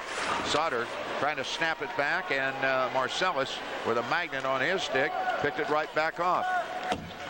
And under some light pressure from Forsland, the Oilers will start back with Kvetten in behind the north goal here at the Ford Center. Two more meetings with these teams, and the next one will be next Friday night. Again, that's the next Blazers game, but the Oilers play twice in between. Here's a steal momentarily by Forsland, but he couldn't come up with the puck. He walks in if he did. Pass back out. Picked up by Sauter. Got it off to Forsland and Manning. And a lone left wing side breaking in. Fleck is shot and a save by Branch. Tyler Fleck, all alone on the left wing side, broke in from the blue line, and Rod Branch standing tall as he did on Christmas night against the Blazers stops this opportunity. Boy, Branch coming across. You know, he waited and waited, and when they tried to go 5-0, he was off just a little bit, and the slide across got the pad saved. Got it in the arm. Yeah, it looked like it was going down the pad, and he picked it up in the arm. Here's a pass stolen out front. Shot up and over the goal by Shepard. Puck was bouncing. Now it comes back out in front. Shepard stole it away from Branch. Blazers getting some chances. Borsheim, far side. Shepard through the crease, misses. And Borsheim to play it. Out in front, couldn't get it to Shepard. It drifts into the neutral zone. Boy, the Blazers suddenly develop about 3 opportunities here with a little more ice room at 4-on-4. Standish into the zone again offensively for Oklahoma City. And now the Oilers on their heels a bit as Standish drives in. His shot changed direction. Caught an Oiler in front. Actually, it was Gravel who went to get it. And now Gravel sprints free. And a nice move by Gravel to take it into the offensive zone for the Oilers. Harper has Flodell for a shot outside the circle. Deflected wide by Sean Connors. And Shepard leading a 2-on-2 rush with Standish. Gets in deep right wing side. His shot up on the logo of Rod Branch. Marty Standish with a little extracurricular there at the end on Branch. Those two guys teammates. Now 3 seasons ago when the Blazers were champions of the Central Hockey League the last year before the merger. And it looks like Standish is going to the box. Much to the dislike of a crowd tonight that will be in the, tell you what, the upper bowl is filled pretty good. This crowd tonight's going to probably be, and I think Ron will probably be in the 13,000, 14,000 range. That's what it looks like. Might go above that. Standish gets a 2-minute roughing penalty. And this one at 7:32. It'll be the 3rd power play chance for the Oilers. And they have split the first 2. Marty Sauter, you see there talking with referee Mark Holshoff. I think was trying to buy the face-off outside the blue line. So Butch Cable's Oilers, who coming into tonight weren't the worst, but they were down at the bottom. 15th on the power play at 12.5%. Blazers 5th at 87.2 killing penalties. An Oiler breakout off the draw for Kvetten. 4-on-3 for 6 more seconds, and Connor's going to cover up that shot. Oilers will get 1 offensive zone draw here with a lot of ice room, Ron. 4-on-3, but in 5 seconds, Brad Haroff and Nick Udovicic will come back out for their respective clubs. Like out on the pond when you don't have enough people. 4-on-3. There you go. You've been on that pond a few times, too. All right, to the right of Connors. Gravel for the Oilers trying to draw it back for a shot from Kvetten, and they succeed. The Oilers do. Now he puts it cross ice in the high slot. Crank up once. Shot blocked. Doesn't come to Kvetten. Haroff comes up with it. Tyler Fleck blocked it. Puck thrown around the boards, but held by Reagan Harper. 5-4 skater, edge Oilers. Marcellus and Harper with an exchange of passes. Now in deep, down at the goal line. Pass back out to Birmingham. His shot across the body of Connors to the near side, and the rubber dumped into center. Sauter to play it. Fakes the slap shot. Comes in deep. Tries to go down low. Dropped down, stopped for Branch on a stick save. And back up the Oilers to the Blazer line, but Fleck makes a nice play, but couldn't get the puck out. Oilers saving in the offensive zone, and Marcellus gets that box against the Blazers spread, and in close, a shot, rebound, score! Oh, what a pretty goal on the rebound. And there's no question this time it's Dan Gravel. The shot in front off the Connors save, and Gravel shelves it, and Dan Gravel does have his 5th goal. Yes, he has played well against the Blazers this year. There was nothing that Connors could do on that goal. He was down. He was in a prone position. It would have been a miracle for him to make a save on that goal. If we'll look again. One save. He's falling over. Down, yeah, and there's all upper net, and the upper net was easily picked off there. See, Birmingham gets the initial shot. Connors makes the save, but he is completely with no hope. And Gravel didn't give him any hope, and the Oilers have hope as they take a 2-1 lead.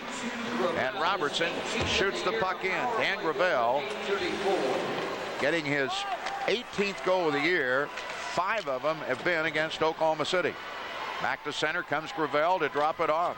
Blazers have had a breakaway that they couldn't get home, and a couple other chances, and now they trail, and they get a 3-on-2, now a 3-on-3, and a shot deflected wide by Robertson, crashing the net. Off the Manning shot, and a penalty coming up in the corner away from the play. It's going to be an interference call, and the Blazers, who were scored on the power play, now are going to get a chance to score with a man advantage themselves. Gravel's 18th goal, giving the lead to the Oilers, and Oklahoma City getting ready for their 3rd power play chance. Well, 3rd time was charmed for the Oilers with a power play. We'll see if it works for Oklahoma City. Actually, the 3rd didn't. This will be the 4th. And a big chance here because you want to be able to respond quickly when you fall behind.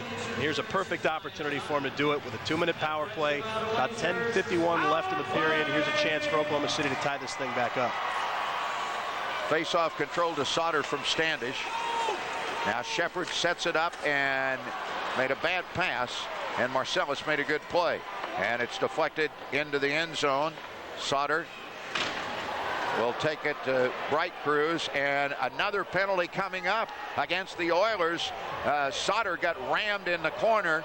There's going to be another penalty. Out of the penalty box comes Connors. The Blazers get an extra skater on with a goaltender pull. They got a 6-4 advantage, and Shepard was able to get it into the zone. Behind the play, Standish drives a shot, locked into the corner. Blazers trying to keep it in play, and they do. And Watson got it up, and in the circle, cross ice to Bright Cruz. Second shot, score! Score on the rebound! Oh my goodness, Shepard able to put it home, rung it off at the crossbar.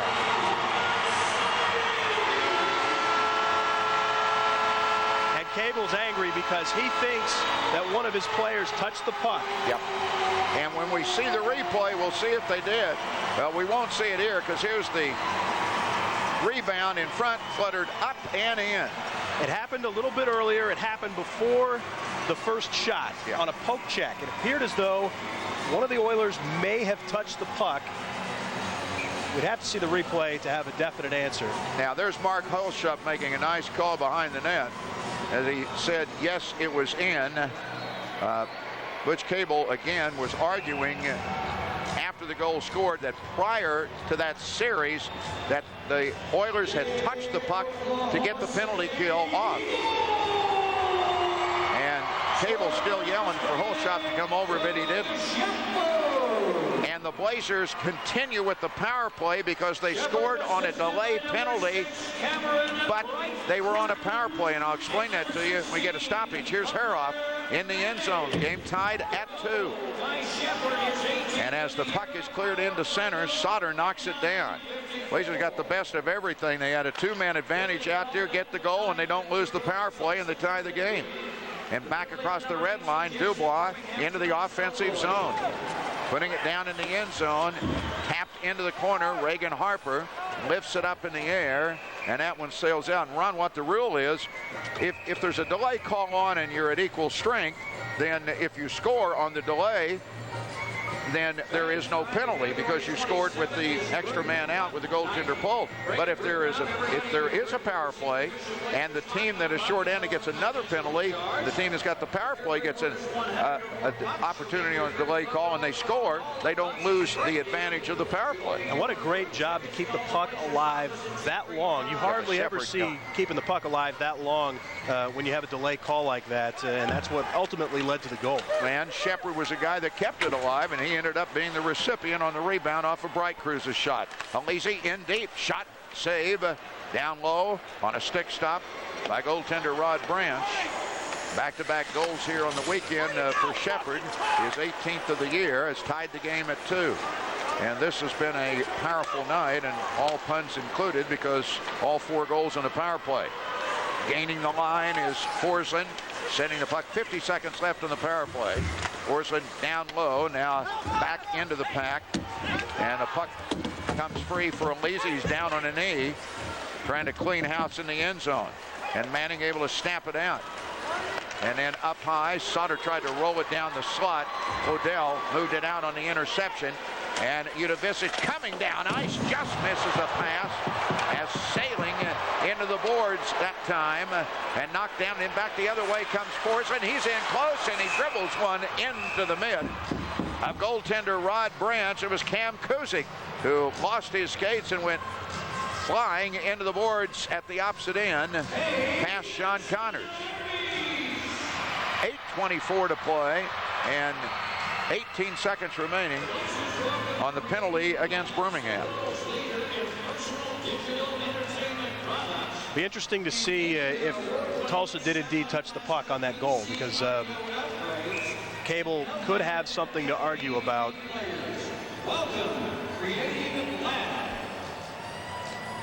We're hearing in the truck that it's inconclusive. Puck back in. Well, I mean, we had no view from upstairs where we were, and actually, I probably was inconclusive from our replay.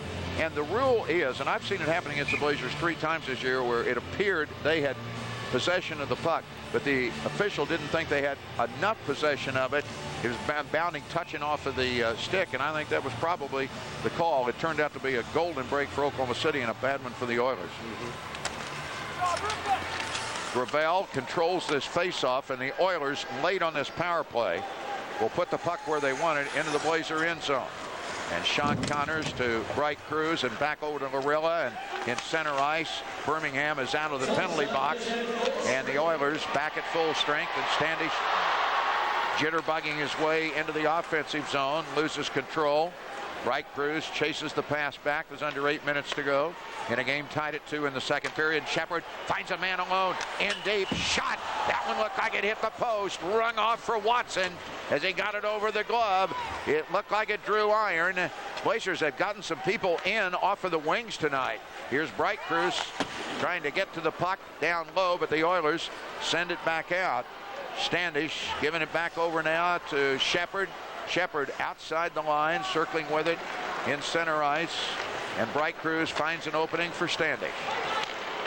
And in a nice move to take it away from Kvetin, and he's got it up to Birmingham, and Birmingham flings the puck into the right wing corner. Oilers tried to cycle it around. It'll be played back out by Danny Williams, and the puck knocked down outside the line. Popped back in by Doug Piernak. Bright Cruz circling with it with now under 7 minutes to go in the period. And sprinting to the line is Haroff. Blazers just stayed on side with a nice play by Dubois to hang a skate on the blue line. And a penalty across ice away from the play as Haroff went down on the ice, and Oklahoma City is going to, I think, be the recipient of another power play chance. Haroff got hammered down in the corner, and he'll give the body up. And on the other side of the ice, the penalty box, the Oilers have Reagan Harper headed in. Well, he's still looking, Haroff is, for his first professional goal, but Doug Sauter's been very happy with his play. He's had him rated real high through his first dozen games. There they go into the corner. And it wasn't roughing, it was a holding call. That's one of those, looks like it could go either way. It looked like contact between both was incidental. Well, there'll not be a power play because after that call, on the opposite side, before the play stopped, because there was a delay call on, Dubois ended up charging an Oiler in the opposite corner and negated the power play chance. So both teams a man shot. And Robertson from Manning with a shot out high. Knocked down for Forsland. Borsheim fires it in off of the net. It's back around to the Blazers defenseman, and Forsland gets a pass. Robertson, deflected shot in front, comes behind the goal, back up high. Borsheim sends it into the circle. Forsland had for a moment. Now Borsheim gets a play on it. Finally, the Oilers, back on their heels a bit, are able to punch it into center. A lot of momentum shifts in this game so far. We saw Oklahoma City come out first. Tulsa rebounded, tied the game. And now Oklahoma City, they've got the shots on goal in their favor by 5 right now. 27-22, but the scoreboard deadlocked at 2. And each team has scored a skater shy with under 6 minutes to play. And one of the new Oilers, Chris Page, giving it in center, and a shot in from Rob Minkoff, way off target, off of the glass. Puck is punched back up ice and sent right back out again. And now the Oilers have 4 new skaters out, and as Borsheim will go to the bench and center ice for the Blazers, Hardy Sauter out for a fresh shift, but the Oilers have iced the puck back to the opposite end. Coming up on our second period intermission break, the guy who scored for Oklahoma City in this period to tie the game, Doug Shepard from Blair Manning, his 18th goal of the year, power play goal, and that coming at 9:39 of the period. Shepard will join me for a visit on the second period intermission break. And it's Shepard for the draw for the Blazers in the right wing circle against Derek Reynolds. Control to Sauter. His shot, and it found a magnet on that one. Went right through 2 players standing in front of Branch, and Rod Branch able to pick up his 29th save of the night. You know, this game important, we talked about for both teams. Tulsa really needs to almost win out to have any shot of getting to the postseason. The Blazers need 22 to 30 points down the stretch to eke one of those last playoff spots out.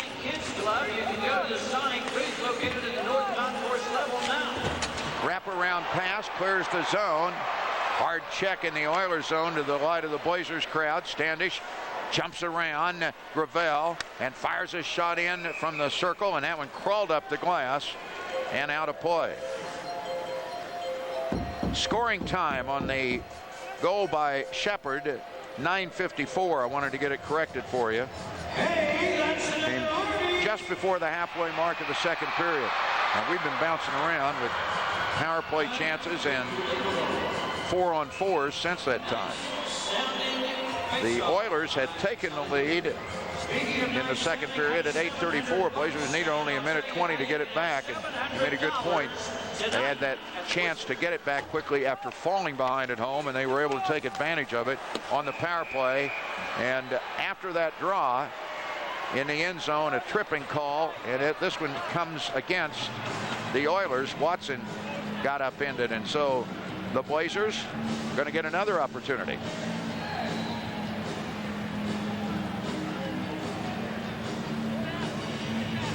And who's going in? It appears to be Birmingham. Hey, coming up next week, let's switch from hockey to wrestling. We got a sweetheart of a deal if you're a wrestling fan. It's the OSSAA's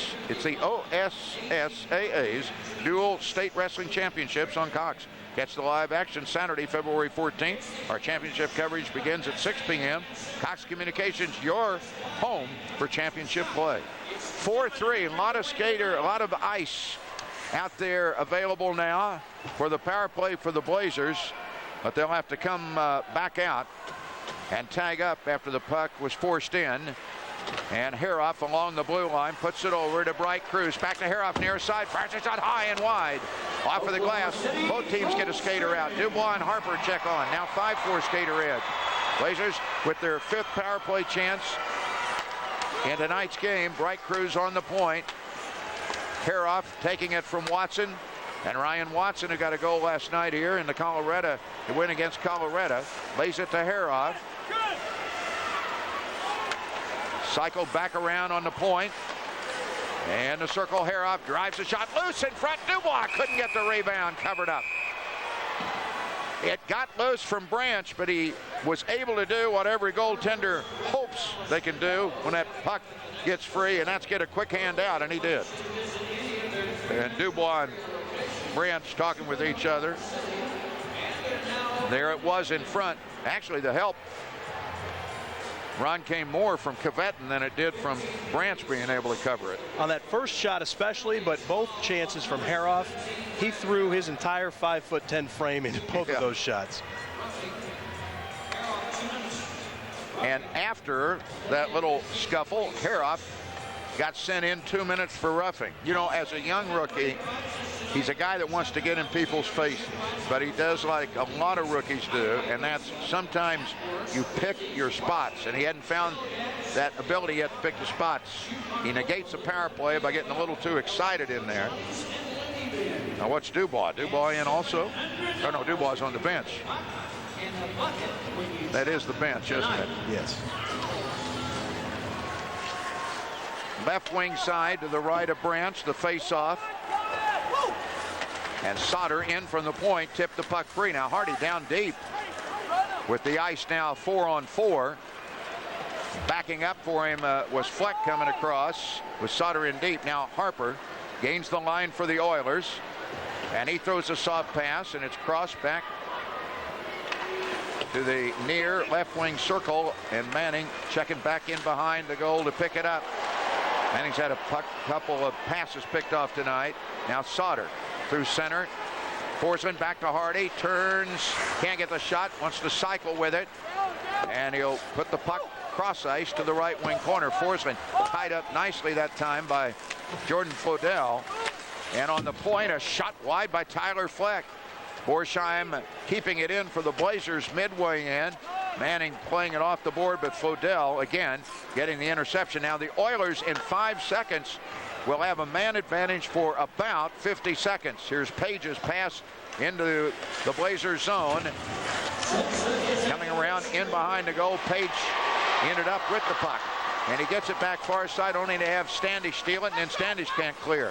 Wes Gonzano with the Oilers on a power play now. Birmingham on the point to Kvetin, who misses Birmingham, and then Kvetin gets a chance on the point to get it back one more time. 28 seconds left on the Oiler power play. It is their 5th of the night. This is a short crossover one. And finally, a whistle from Hulshoff, and there's going to be another penalty, and this one is not going to excite Oiler fans. We're going to take a timeout. Back in a moment. Game tied at 2. Hi, I'm Ryan Campbell of the Oklahoma City Blazers. Checking is very important to the game of hockey, but it's just as important in everyday life. Legacy Bank offers many options to assist you with your financial needs. I'm sponsored tonight by Legacy Bank. Every time I score a goal or an assist, one lucky fan will get an autographed poster courtesy of Legacy Bank. Come try checking with Legacy Bank. We don't miss. Legacy Bank, member FDIC. If you're looking for dependable, skilled employees or answers to staffing questions, simplify your search. Call Express Personnel Services. Express specializes in office services, call center, industrial, and professional staffing through a full range of staffing strategies, including flexible staffing, evaluation hire, and direct hire.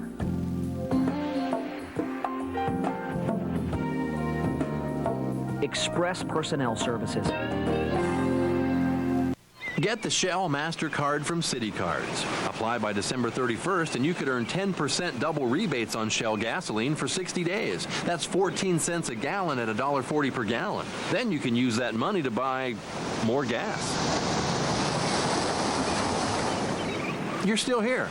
Just remember, the card gives you a 10% rebate on Shell gasoline for 60 days when you apply by December 31st. Okay, go have a snack. Back live at the Ford Center. We get back a little bit late as action has resumed. Ryan Watson getting in deep just as we checked back with you. Turned away by Rod Branch. He's had a lot of company here in the back half of this period. Now a clearing pass rattled off of the glass.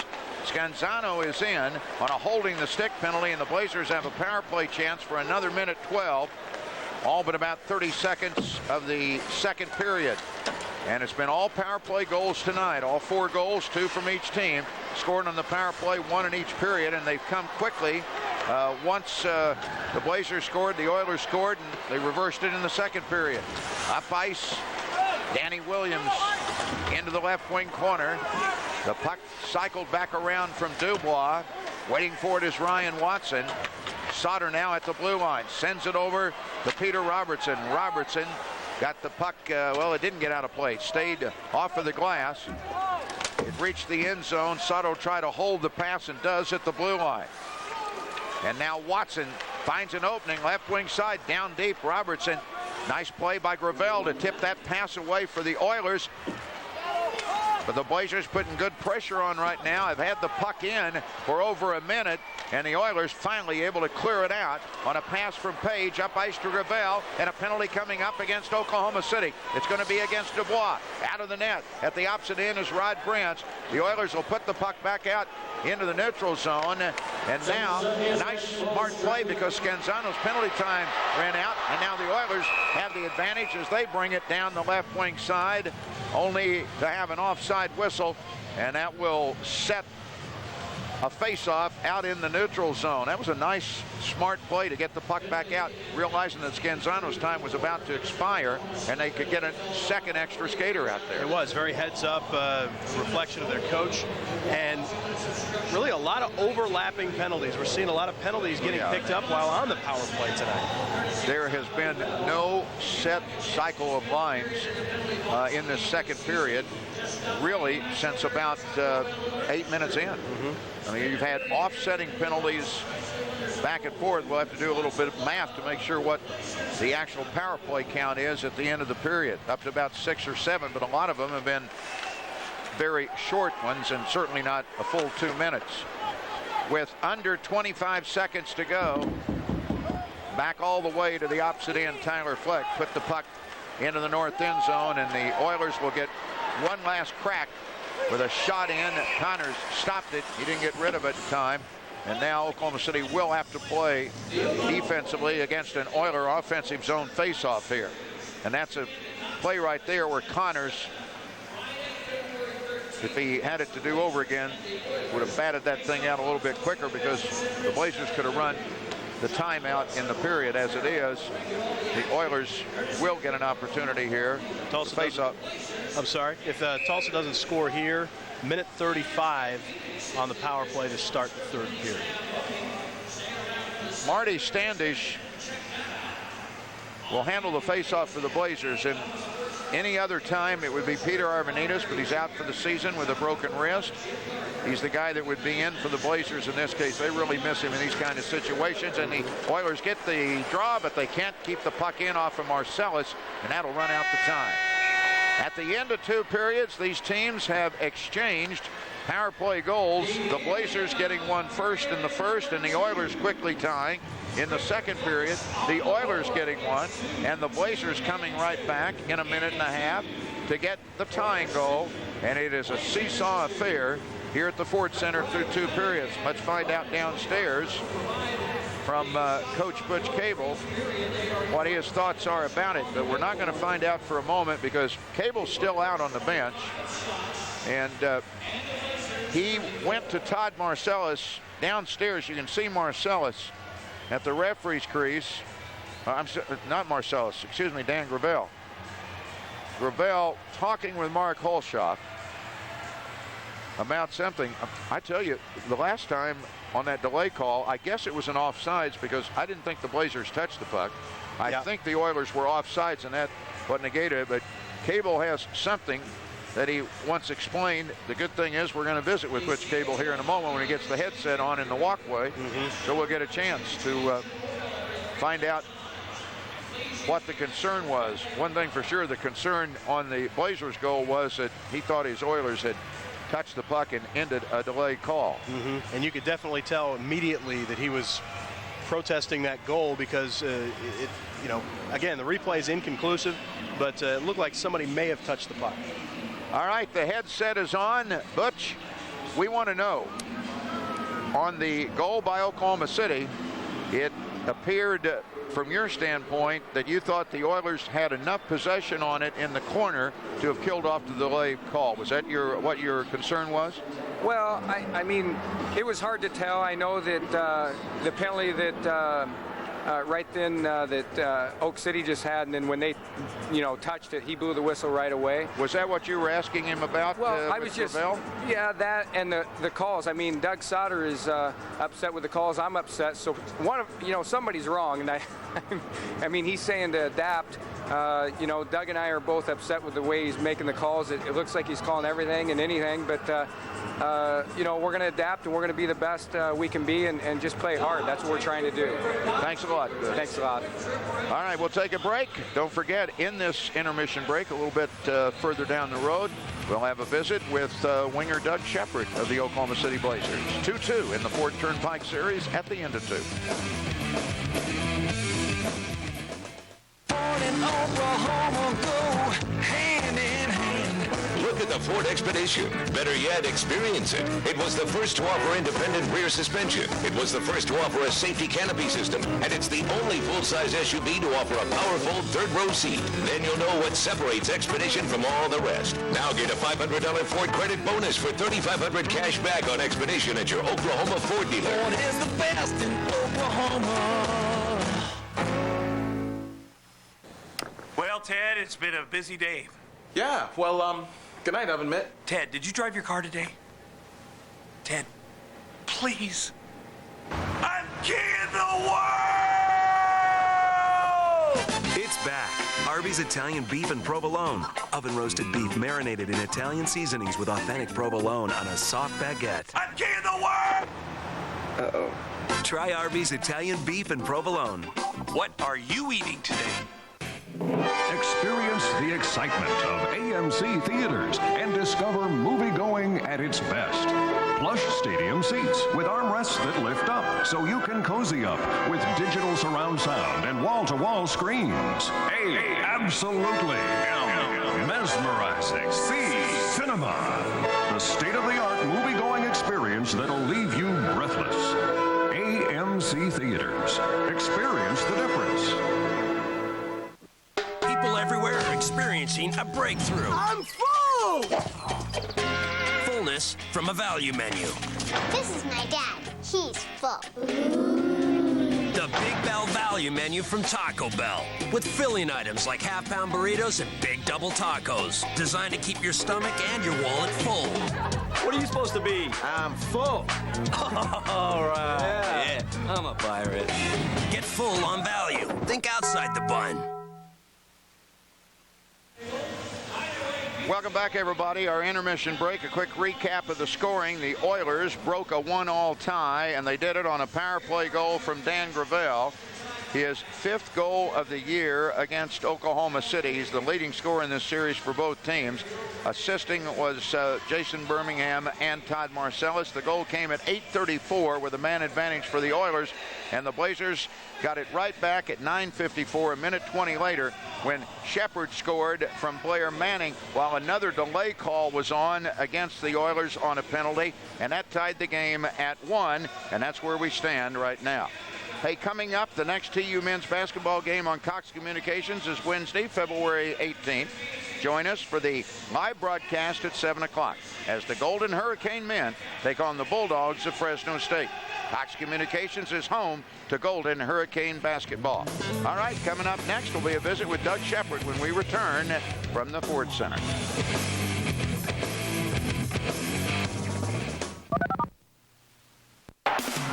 Catch live Oklahoma high school basketball exclusively on Cox Communications. Every week, you'll see top players from Tulsa and Oklahoma City metro area schools battle it out in their quest for the ultimate Gold Ball Championship trophy. Don't miss the Ford Game of the Week for exciting girls and boys basketball action, Tuesdays and Fridays at 6:30. If it's live high school sports, it must be on Cox Communications, your home for championship play. Ford and Oklahoma go hand in hand. Look at the Ford Expedition. Better yet, experience it. It was the first to offer independent rear suspension. It was the first to offer a safety canopy system. And it's the only full-size SUV to offer a powerful third-row seat. Then you'll know what separates Expedition from all the rest. Now get a $500 Ford credit bonus for $3,500 cash back on Expedition at your Oklahoma Ford dealer. Ford is the best in Oklahoma.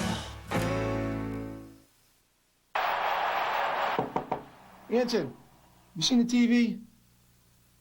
Hey, Anson, have you seen the TV? Nope. Do you live hockey? Then you need NHL Center Ice on Sports in Demand. Follow your team and catch up to 40 out-of-market regular season NHL games a week on digital cable. Order today and get the lowest price of the season. Call now.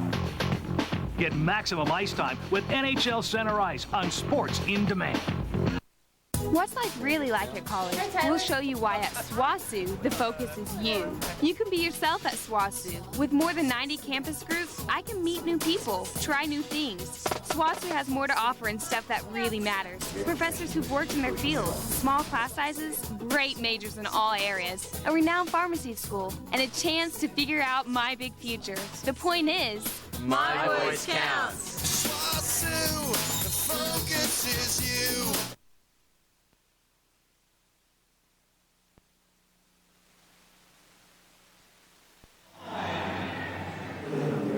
Back here at the Ford Center, our second period intermission break. In just a few moments, we'll get a recap of all the action that's taken place through the first 40 minutes. But as promised, Doug Shepard joins us from the Oklahoma City Blazers, a guy who went through some tough times about midway in the season with a broken finger, plays with a splint on, has gotten better and better once returning to the lineup after missing a couple of weeks out of the season.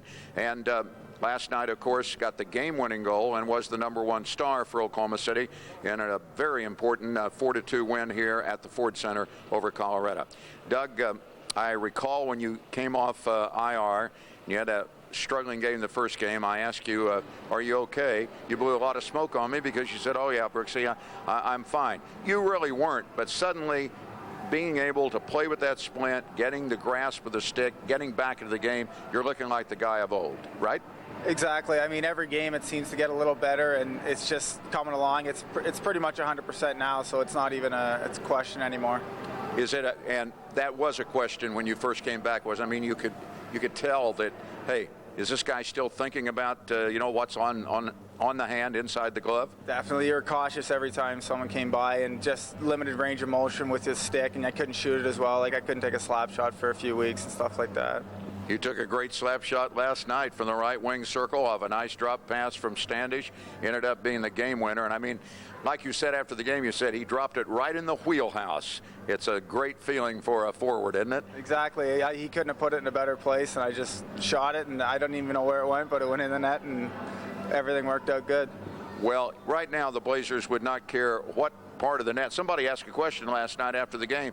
Do you try to shoot high? Because most of the goals went in the upper shelf last night. And Doug laughed and he said, no, we don't try to shoot high. All we want to do is try to get the puck in the net. And it hadn't gone in very much. So do you think that could be a breakout for the Blazers, beating Colorado, getting 4 goals, something you haven't done often? I hope so. Not only offensively, but we played very well defensively. And goals seem to come in bunches. Hopefully that was a breakthrough game for us and we can put up 3 or 4, maybe even 5 tonight. What about your line mates, the line you're on? Feeling good about it? Like everybody on this team, there's been a lot of shuffling trying to find some kind of a formula. Yeah, Marty, Waddy, and myself have been playing well. We've been together probably now for a couple months, and it seems like we're just getting to know each other better and better every game, and we're starting to create a lot of chances for each other. You make a good point because except for the time when you were out of the lineup, you guys have pretty well stayed together. The other two lines, there's been a little movement off of one wing or the other and a little bit of a readjustment. But you guys, when you've been healthy, have probably played together more than any three guys on this team this season. Yeah, I think after the first 15, 20 games, we've been pretty much consistent together the whole way. It's kind of hard with injuries and stuff. That's probably why the other lines have been juggling around a little bit too.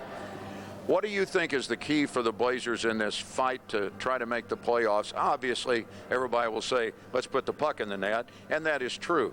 But is there some other little ingredient that Oklahoma City needs to tweak to really have that chance to jump up there and be in the top four? It's defense, too. Defense is going to win for you, and if you're playing good defense, the puck's not going to be in your end, it's going to be in the opponent's end, and that's how obviously you're going to score goals when you're in the other team's end.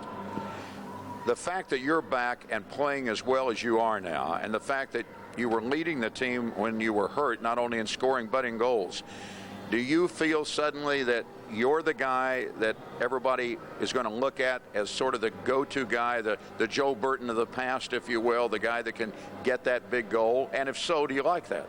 I wouldn't exactly say I'll be the Joe Burton, but myself, I got to step it up coming down the stretch. Everyone on the team's got to stretch it up. It's not going to be one or two guys or even one line. It's got to be all three lines and 6D and good goaltending to win this playoff race. It's a nice politically correct statement from Doug Shepard, but a lot of us close to the club know this guy right here, number 28, is a guy that a lot of his teammates will be looking for those big goals down the stretch. Not to put any pressure on you, my man, but that indeed is fact. All right, we'll be back to look at 2 periods of action here at the Ford Center in the Ford Turnpike Series when we return in just a moment. Catch live Oklahoma high school basketball exclusively on Cox Communications. Every week, you'll see top players from Tulsa and Oklahoma City metro area schools battle it out in their quest for the ultimate Gold Ball Championship trophy. Don't miss the Ford Game of the Week for exciting girls and boys basketball action, Tuesdays and Fridays at 6:30. If it's live high school sports, it must be on Cox Communications, your home for championship play. There is no job security today. That's why a new home business starts up every 10 seconds, and we have the best one around. Write down this name and visit 60jobsmyway.com. That's 60jobsmyway.com. Learn how you can make more money in 1 month than some people do in an entire year. Visit 60jobsmyway.com. Enjoy freedom from rush hour traffic, long hours, and unappreciative bosses. We've helped thousands of people just like you, and now it's your turn. Visit our website, 60jobsmyway.com. What's life really like at college? We'll show you why at SWASU, the focus is you. You can be yourself at SWASU. With more than 90 campus groups, I can meet new people, try new things. SWASU has more to offer and stuff that really matters. Professors who've worked in their field, small class sizes, great majors in all areas, a renowned pharmacy school, and a chance to figure out my big future. The point is, my voice counts. SWASU, the focus is you. Anson, you seen the TV? Hey, Anson, have you seen the TV? Nope. Do you live hockey? Then you need NHL Center Ice on Sports in Demand. Follow your team and catch up to 40 out-of-market regular season NHL games a week on digital cable. Order today and get the lowest price of the season. Call now. Get maximum ice time with NHL Center Ice on Sports in Demand. It's a record-setting night at the Ford Center in downtown Oklahoma City, and the Oilers and the Blazers are playing a game that should have everybody on the edge of their seat. It's tied at 2. There's the new Central Hockey League record, breaks the old mark by 56 people a year ago. Another game on Cox on January 10th. And Tulsa right here, 16,873. Watch that one. Here's what this crowd saw in the second period of play, Ron. Well, you know, you really never had a chance for either team to get a rhythm. Branch with a nice save there. Eventually, Tulsa would take the lead with Gravel's goal. We thought he had scored earlier. That turned out to be Piernak. Gravel scores there. That makes it 2-1. But again, so many penalties, it was tough to get any kind of rhythm. The Blazers were on a power play when they scored that goal, but they had a two-man advantage because they had pulled the goaltender because of a delayed call, a somewhat controversial delayed call, according to Coach Cable of Tulsa. Those two goals, and they came just a minute and a half apart. Gravel, his 18th goal of the year, 5th against Oklahoma City. That was at 8:34 with Birmingham and Marcellus, and then the Blazers again answered very, very shortly at 9:54. Actually, a minute 20 later, and Shepard got his 18th. So number 18 for those two guys, Manning with his second assist of the night, and it is tied at 1. Shots on goal for the game, 34 for Oklahoma City to 25. Oilers had only 8 in that period, and the Blazers had 19 shots in the second period. There's the power play set up. And penalty minutes, not much of a difference there. And face-offs, they were even in the first period, all but the same in the second. This is an even game at the end of 2, and the number is 2. It's 2-2 in the Ford Turnpike Series.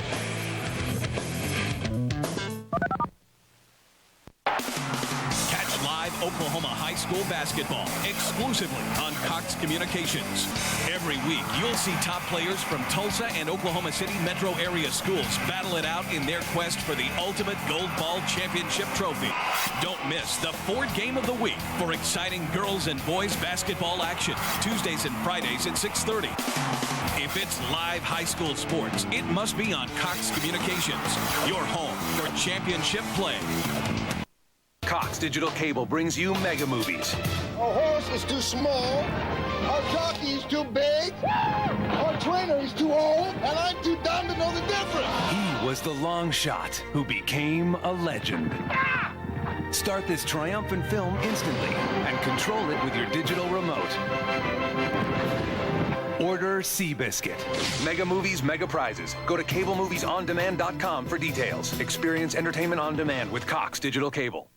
And Oklahoma go hand in hand. Look at the Ford Expedition. Better yet, experience it. It was the first to offer independent rear suspension. It was the first to offer a safety canopy system. And it's the only full-size SUV to offer a powerful third-row seat. Then you'll know what separates Expedition from all the rest. Now get a $500 Ford credit bonus for $3,500 cash back on Expedition at your Oklahoma Ford dealer. Ford is the best in Oklahoma.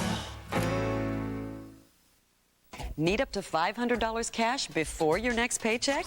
Bob needed $500 for his daughter's birthday present. Kathy needed money for car repairs. Introducing the Fast Cash Preferred Card. Get up to $500 in about an hour without going to a loan store. A payday advance helped pay for Brian's new braces. And a payday advance helped Vicki make a mortgage payment on time.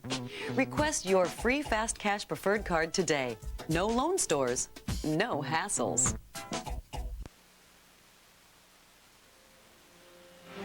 Welcome back, everybody. John Brooks along with Ron Terrell for the final period of play. But before we get that face-off, let's visit with Doug in the walkway behind the Blazers bench.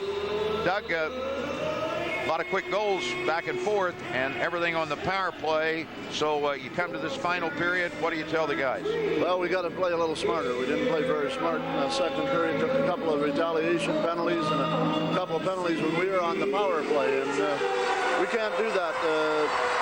Tulsa's got too good of a power play to be able to capitalize on our mistakes, and I think we've rectified what we should do on their power play when they set up on the right wing side. So hopefully we can kill this penalty off and then go score a goal. Thank you, Doug.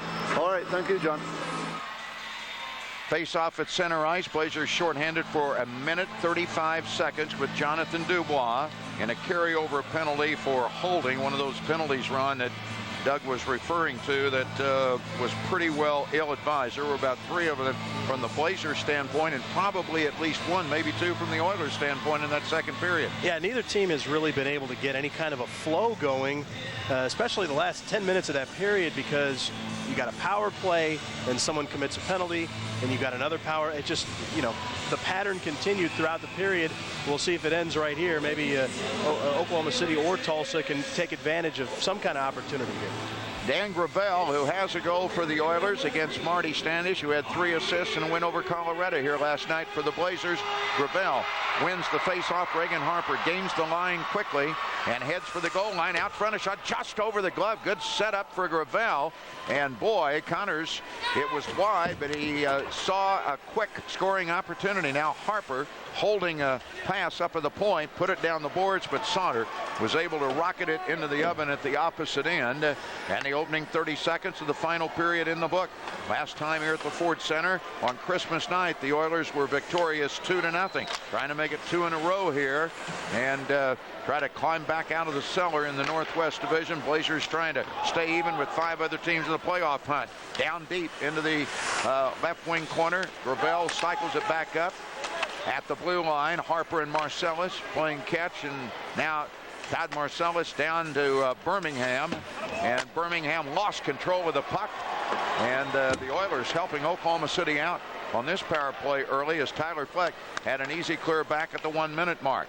Back in on a dump-in pass. Piernak chases down his own pass. It's cleared around by Connors. Porcelain couldn't get it past the blue line, but he gets help behind him from defenseman Peter Robertson, and he sails the biscuit again back, and Oklahoma City has had no threat except that opening shot by Gravel about 10 seconds in on this power play. Here's Scanzano with a dump-in pass. In 5 seconds, Dubois will be out of the penalty box. Blazers don't get it cleared. A shot back in, and it made the netting behind the goal. And Borsheim and Birmingham staring at each other and having a couple of words here. 1 second before Dubois checks in. Good job by the Blazers, penalty killers. The Oilers come right out. They have that scoring opportunity, and ever since that, they've really done a good job of keeping the Oilers off balance over the last minute 25 or so of that power play. The teams the Blazers are chasing in this playoff hunt, Memphis winning easily against Colorado, and Fort Worth, Indianapolis kicking Fort Worth right now. Here's some other scores in the league as the Blazers on a defensive zone draw have Brad Hiroff pinned up in the corner, and he loses it. A pass out front. Dubois will pick it off, and the Blazers break it up to center and get it into the offensive zone. There's Indianapolis. They win that game over Fort Worth. So they pick up 2 points. Blazers need a win here to stay only a point behind them.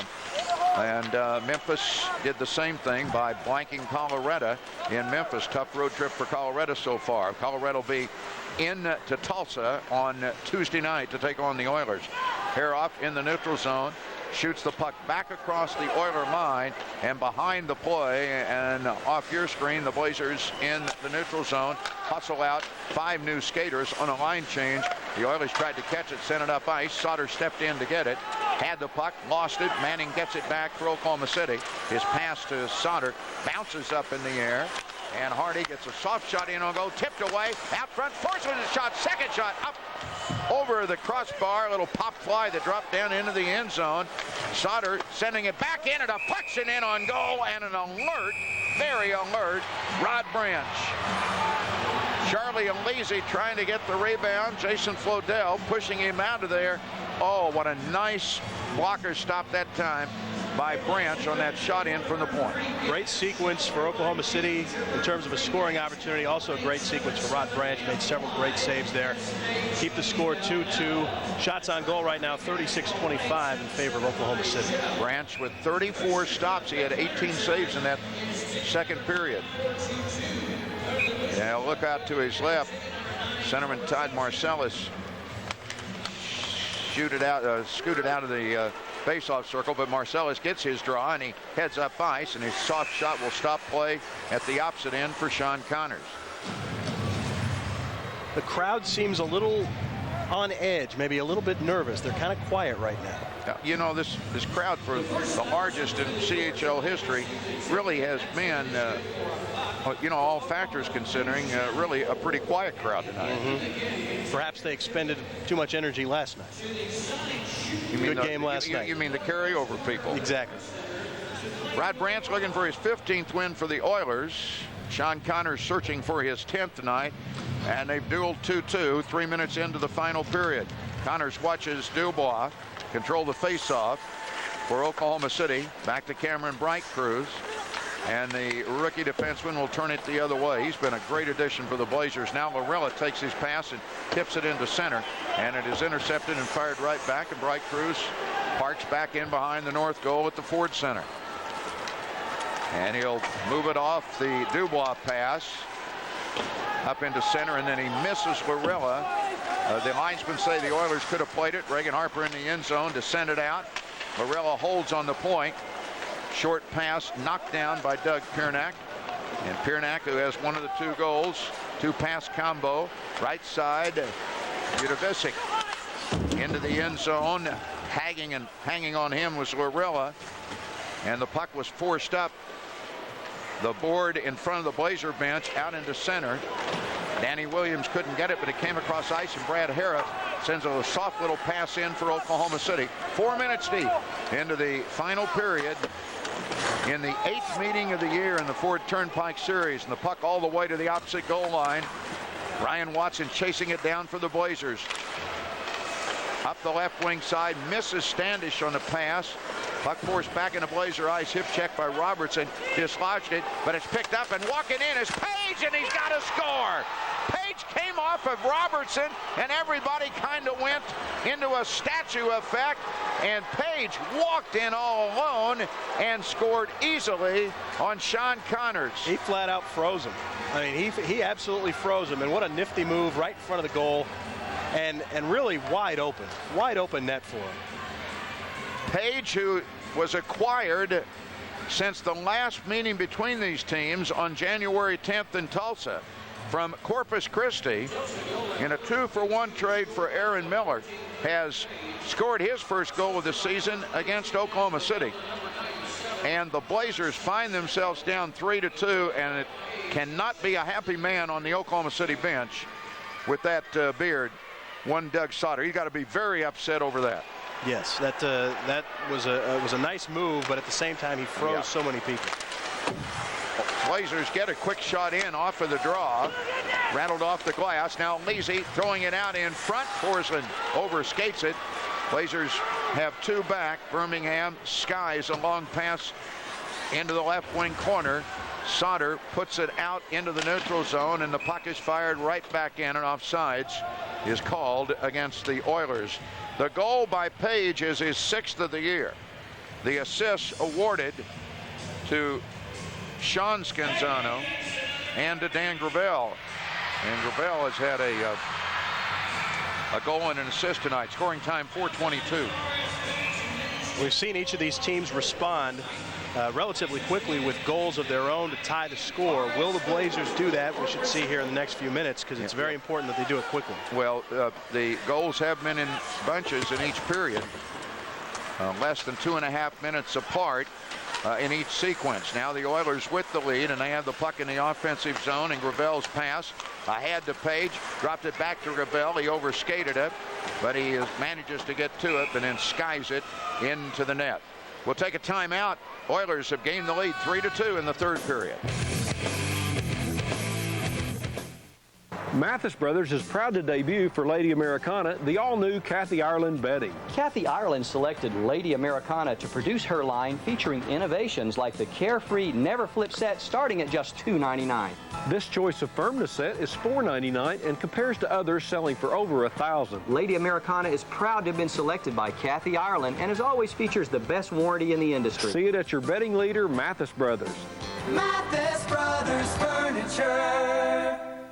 We just ordered these onion rings. So good. We heard they're made from Scratch Daily. Yes, sir, they are. Is that him? Are you Scratch Daily, the guy who makes the onion rings? No, sir. Is he there? He's not around? No. Oh. Well, when he comes back, tell him Aces. Tell Mr. Daly, keep on keeping on. These are delish. Made from scratch daily. Sonic does it, others don't. Try our handmade onion rings with a supersonic cheeseburger for $3.99. It's not just good, it's Sonic good. Get the Shell MasterCard from Citi Cards. Apply by December 31st and you could earn 10% double rebates on Shell gasoline for 60 days. That's 14 cents a gallon at $1.40 per gallon. Then you can use that money to buy more gas. You're still here. Just remember, the card gives you a 10% rebate on Shell gasoline for 60 days when you apply by December 31st. Okay, go have a snack. Face-off outside the Oklahoma City blue line as play resumes. 14.5 minutes to go in the game. Tim Lorella's pass knocked down. Haroff trying to play it for the Blazers. Gets a second chance. Pushes it into the Oilers zone. Derek Reynolds has hustled it right back to Minkoff, and Minkoff's pass to the opposite end. Cuts the Blazer coming through, so no icing against the Oilers. Cameron Bright-Cruz out of his own zone. Forces the puck into center. Kicks loose. Manning picks it up. He's got Haroff. Dubois picked it up. He had Haroff, and he put it right wing side. Bright-Cruz tied up, and the puck loose for Derek Reynolds. Back for the Oilers. Chasing it, Yudovich held out of the play by defenseman Tim Lorella, and the Blazers move it back up ice and fire it in from outside the line on a Danny Williams pass, allowing the beginning of a line change. Dubois still caught down forechecking, and the Oilers turning it back out. Gained the line and walking in tight and then missing a shot was Birmingham, but there's a reason, and that's why a penalty is coming up, because he got hooked from behind, and the guy who hooked him was Charlie Alizi. Here's another look. Birmingham gets around, getting ready to go on the back end, and right there is where he got hooked. And that's one of those penalties where you say, okay, that penalty's okay. Maybe he shouldn't have gotten behind the defense, but if he does, that was what, if there can be a good penalty, that's one. Kind of like in football when you're on the 3-yard line and you're defending and pass interference in the end zone. Kind of the same deal. Sixth power play chance for the Oilers. Hooking Alizi, 6:27. Tulsa with a chance to get some insurance on a 3-2 lead. Manning attempting to clear the Sauter pass as the puck knocked down, and it's fed up on a 2-pass combo to Marcellus. He sets up the power play. Birmingham down low, looking back up high to Todd Marcellus, gets it to him. A screen in front of Connors. Birmingham down low, exchanges positions with Gravel. Now Marcellus up high. Well, the Oilers, 15th in the league on the power play, coming in tonight, have 2 power play goals. Gravel down low, shot to the crease and to the opposite side. That one went through some traffic. Forsman was able to force it out of there. But a good pass to the crease that time by Derek Reynolds. 50 seconds used up on the power play for the Oilers, and they're back into the offensive zone with Gravel. Tried to go deep to Birmingham. Still out there. Has played all the way on this power play. Up high to Sean Scanzano. His shot in close. Shot. Score! Tulsa. Oilers on a rebound. Put it home. The first save was made by Connors. The rebound jammed home, makes it underneath the crossbar. And the Oklahoma City Blazers, who had a huge win here last night over Colorado, are blowing a chance to keep even with the teams they're chasing, and the Oilers are getting a chance here. And it was Page again. Page again. And that one actually went off of the leg of a downed Sean Connors. Watch the rebound here. Connors falling down, the puck flutters up in the air, see it hit the pad and bound back in. If the leg doesn't get up, the shot's going to go high and wide. But it does get up, and it's 4-3, and Haroff down ice on the ensuing faceoff, and the Oilers, or the Blazers, see the goal knocked off the underpinning. What a period for Chris Page. The nice goal earlier to give them the lead, and then the other one to perhaps put it out of reach. And who is this masked man, Chris Page? Well, he's 5'10", 163 pounds, and he started the season in Corpus Christi and had 4 goals until he was traded. And he's hitting half of that total tonight, or he had 5 goals. He now got 7 on the year. Second goal of the night. Pair off the draw for the Blazers. Has a shot carry into the net and out of play. And Oklahoma City's game plan now changes dramatically. You can bet that Hardy Sauter will begin to become very active, pinching down from the point on defense. The Blazers are going to have to do some things that they weren't expecting to have to do in this third period now. They're in a position where they just need to fire the puck at the net as often as they can and hope something good happens. Let me correct myself. Page had only 3 goals in 15 games with Corpus. And since arriving with the Oilers, with these 2 tonight, he's now got more with the Oilers than he had with Corpus earlier. And boy, does he suddenly turn out to be a great acquisition. Not that Aaron Miller wasn't a guy that was always great for the Oilers against the Blazers, because he always played well against them. Offensive zone draw, Bright Cruz for Oklahoma City to the goal line. Looking in front, shot the pass back through the crease. And it's up ice into center, and Tim Lorilla will put it to the far side. And the puck is kicked back into Blazers ice. Tied up, Danny Williams along the blue line. Puck knocked into center. Blazers get right back on side. Lorilla throwing it down into the left wing circle, and Williams pushed off of it. And the Oilers have it ahead to Dan Gravel, who will certainly be a candidate for one of the 3 stars tonight, along with Page. And now you'd have to put goaltender Rod Branch in there too. He's had 35 saves tonight. Right now, the 3 stars would all be Oilers right now. In the end zone, Morelli getting a pass out of his zone, sends it the length of the arena. It could have been played in center. No icing. Puck drifting. Now Alizi up with it, getting it to Manning. Out to Alizi on the doorstep. Tried to backhand it in with his back to the goal. Around comes Forsland. Couldn't wrap it to Manning. Back to Forsland. Sends a shot in. Good quick shot and a better save. That one might have been wide anyway, but there wasn't going to be any thought about it from goaltender Rod Branch. He got a stick on it, turned it away. And in center ice, the puck fed back in by Cam Kuzik, who chases in for the Oilers. Along the left wing circle, Kuzik getting it down in the end zone. Tried to throw it in front. And Alizi will move it up. One of the Oilers with a broken stick. And the puck sent back into the Oklahoma City zone by Minkoff. Down into the end zone. Alizi coming after it along with Derek Reynolds. Kicking it loose. Out with it, Gravel. And the Oilers turning up the heat now with a 2-goal lead. Piernak tied up in behind the Blazer goal to the far side, out of the corner. Udavicic with a cross-ice pass, intercepted by Sauter. And then Sauter has iced it. So we get a stoppage in play with 10 minutes to go in the game. And we'll take a timeout. Back in a moment for 2 Oilers.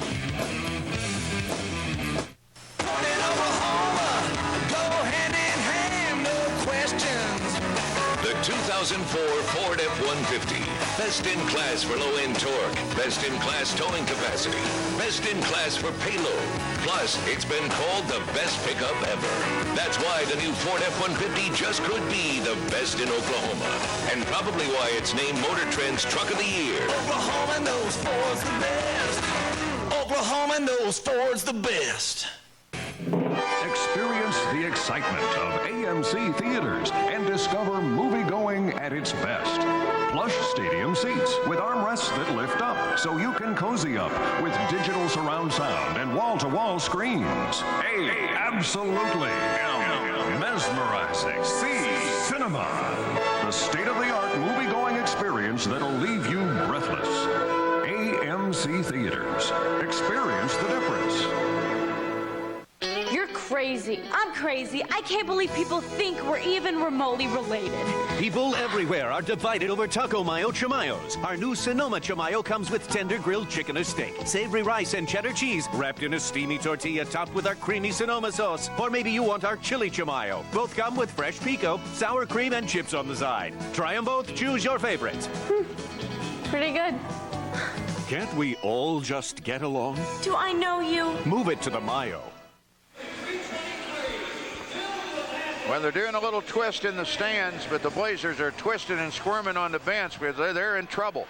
The Oilers have them down 4-2. And Kvetin at defense has chased the length of the arena to send a pass out for Tulsa. Puck coming down. Connors out of the net to play it, was a little hesitant. He has to get back in front, and a pass almost connected for a possible another score. Now back up ice, Shepard to Standish, and as he turned to get a shot off, a nice poke check from Kvetin pushed it up ice and took away the shooting chance, and the Oilers get one in deep and they score, and it is a hat trick for Chris Page. Money Christmas, the Oilers have found a machine. He just equaled his goals scored in 15 games in Corpus Christi, and the Oiler management has got to say, boy, did we make a trade.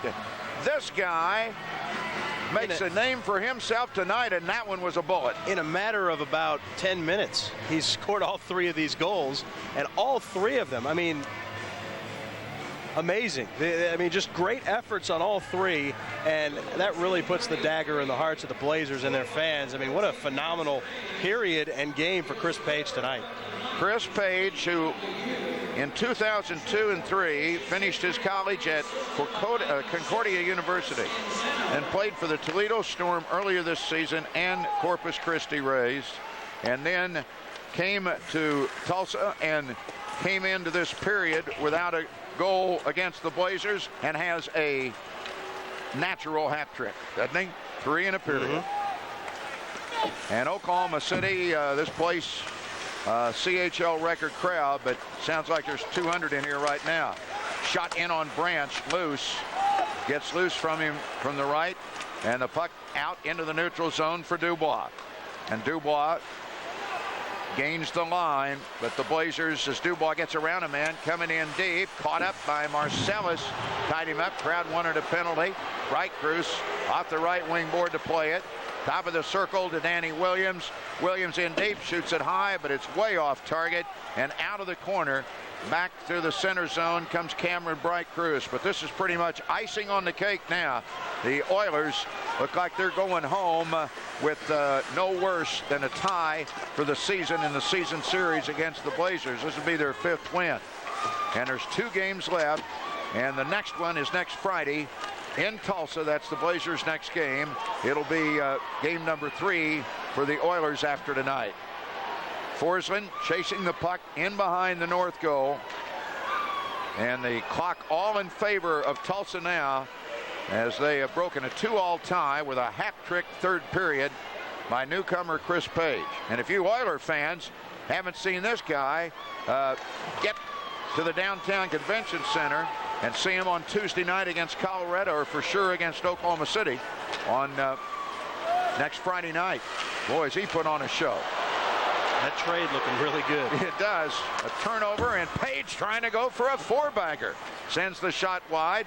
Up ice, breaking with it. Comes Sauter behind a screen across to Standish. Standish in deep. Felice's shot. It's blocked as he was cutting to the net. And the turnover brought to center and dumped in by Jordan Flodell.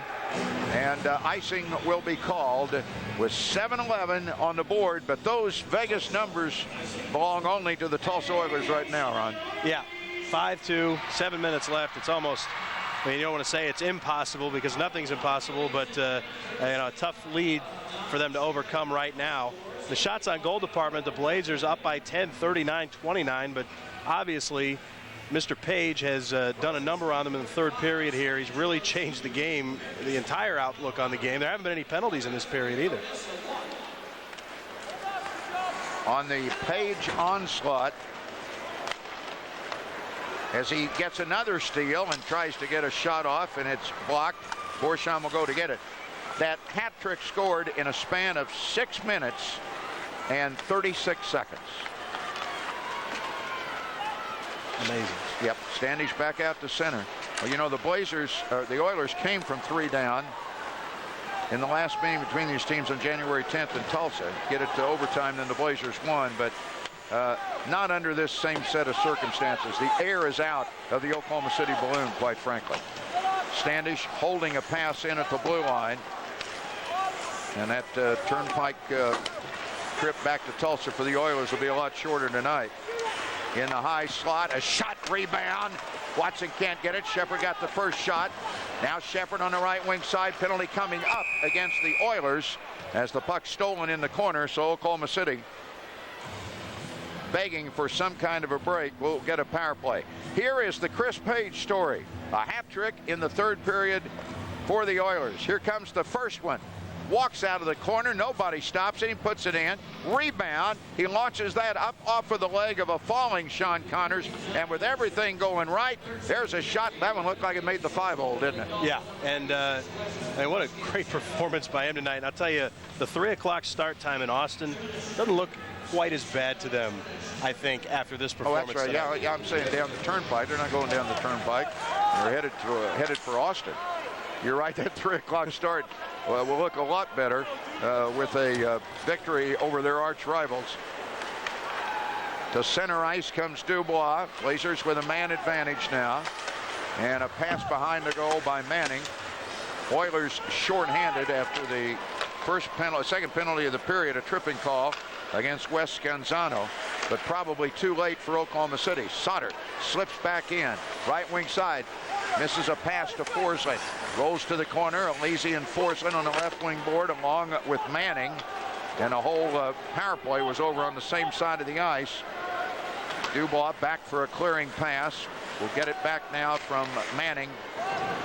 And the Blazers approaching 5 minutes to try to get this comeback, and they can't get set up in the offensive zone. And Oklahoma City has gone from a sharp beginning tonight, pretty well way down the scale as far as playing the kind of game that they would like to play. And we'll leave it at that. In comes Shepard. Turns on the forehand. He had the goal to tie it in the second period of the Blazers. Sprints in front. Couldn't get a shot. Puck off of his stick. Bounding in the corner. Now up near the blue line. Sauter flings it deep. Just deflected wide by Watson. Blazers 30 seconds left in the power play. Sauter's shot stopped at the hash mark and tripped on the play. Reagan Harper by Standish. And that'll take care of that power play. And both teams will be at equal strength. And Gravel is down on the ice. All right, we'll take a quick timeout and be back for the stretch run. 5-2 Oilers when we return.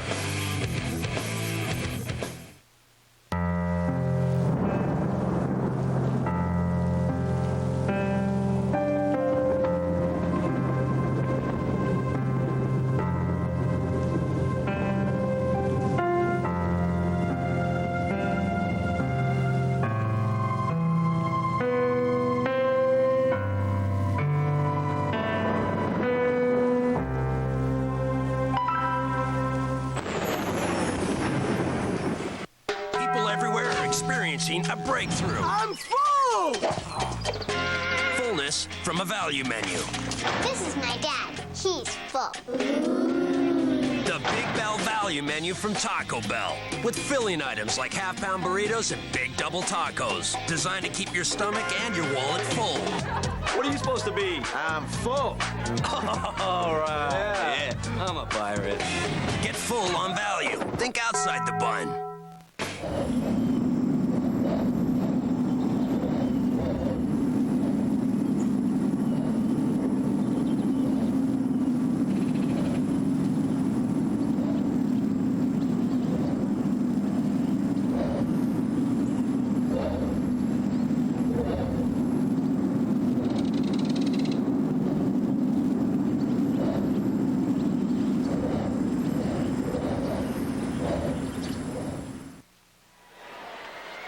Back for the final 4 minutes and 20 seconds. The Gravel was all right. He limped off of the ice to the bench. Dubois got an extra penalty when Gravel went down, and there was also a delay on against Marty Standish. So the Blazers have gone from having a chance to win this game to no chance, and Sauter down ice in close. A shorthanded attempt by Forsling, with the Blazers shorthanded by 2. He almost put it home.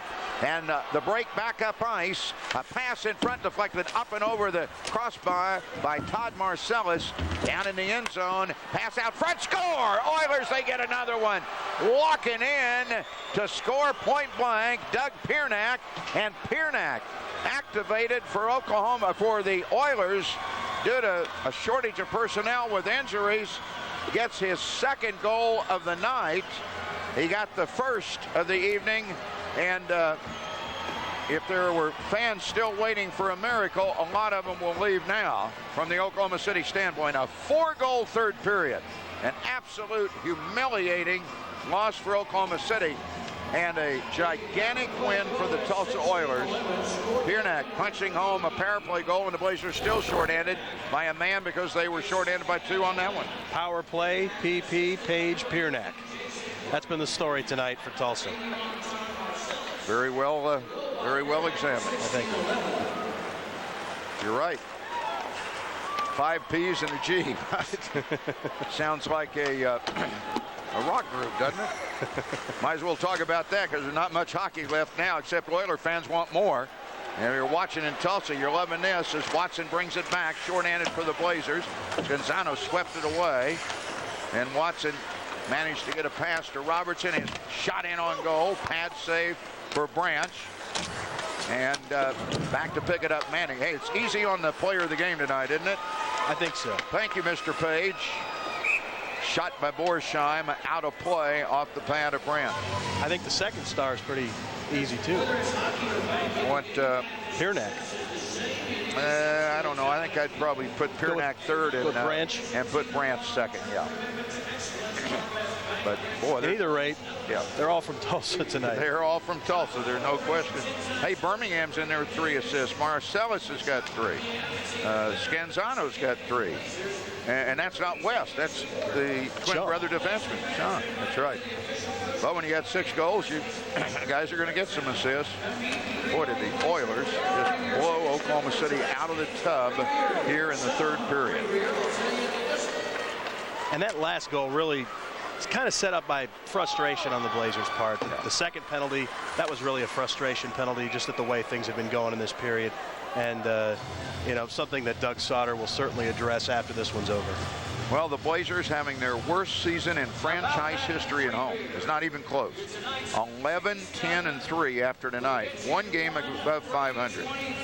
And they're still in the hunt for a playoff spot. And if they could have lost only 1/2 as many games in regulation at home that they have, they'd be comfortably in a playoff position. So the Ford Center, although it hosts a record-setting crowd of nearly 17,000 tonight, has not been a nice place for the home team this season. Puck dribbles up to the blue line, and Harper takes it down, and in 3 seconds Dubois will check on. Boy, he's had 3 not marginal penalties, but penalties that he probably shouldn't have had. Shot in and out of the glove of Sean Connors, got loose, be covered up. Well, in the new rotation of Doug Sauter with his goaltenders, you win, you play. You lose, you sit. It'll be Boyd Ballard against Branch on Friday night when the Blazers play next. They got to wait all week long to get this flushed out of their system. The Oilers can't think about the win very long. Like you said, they got that 3 o'clock game in Austin tomorrow afternoon, and then they got tough Colorado at home on Tuesday. That 1-week break may be a very good thing for this team, a chance for them to regroup, I'm not to sure. refocus on the end of the year. I really don't think so. You don't? Nope. This is one time I think they probably needed to come back out and play again. Well, Dubois' frustration, he and Derek Reynolds after each other, and Reynolds got a couple of pops in, and now Dubois coming back. Connors may want to bail out of there. Well, this is a pretty good battle between these 2 guys. Neither one of them will go down. I believe Dubois was holding his helmet for a little while, using it as a glove. That will be the only thing in the third period the Oklahoma City crowd will have to cheer about. You got that right. Dubois wins the fight. The Blazers lose the big battle. Reynolds won't feel nearly as bad. It was almost a draw anyway, but Dubois got the last few punches in. Might have gotten a decision if there were 2 judges and a referee, right? And there is a fitting scene right there. Can we just freeze frame this and play a little music in the background? Hey, try Cox Digital Cable today and get your first month free. That's right, I didn't stutter. Try digital cable today, get your first month free. You will see why more customers choose digital cable than satellite. We'll even give you a free digital Fast Connect kit. So here's what you do. You call today for this great offer in the Oklahoma City area. There's the number there, 600-8282. And in Tulsa, you can call at 665-0200. I think Dubois and Reynolds were just moved by the retirement of Lennox Lewis yesterday and wanted to pay tribute. Yeah, right.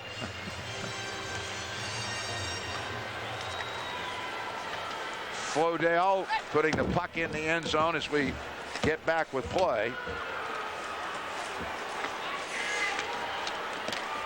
Ryan Watson to move it out now for the Blazers.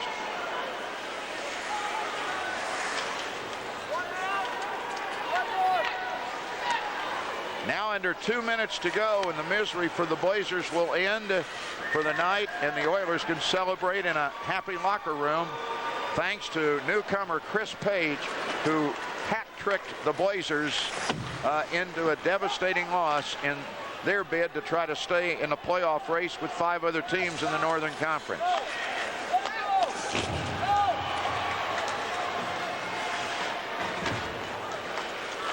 Sauter with a shot off of the glass.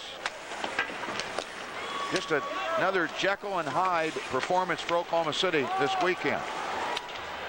And whoever the good guy is in that combo is, it was last night. Always get them mixed up.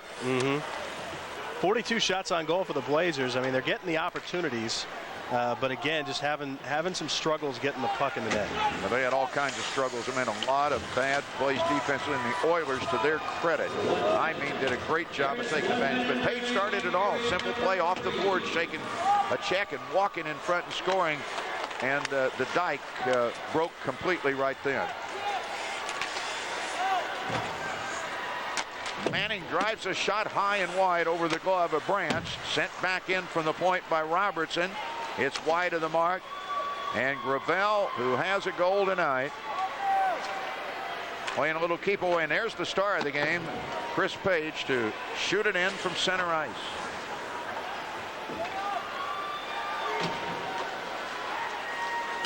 Lazy driving a deflected shot in. Clock stops with 22 seconds to go. Stay tuned for the McBride Clinic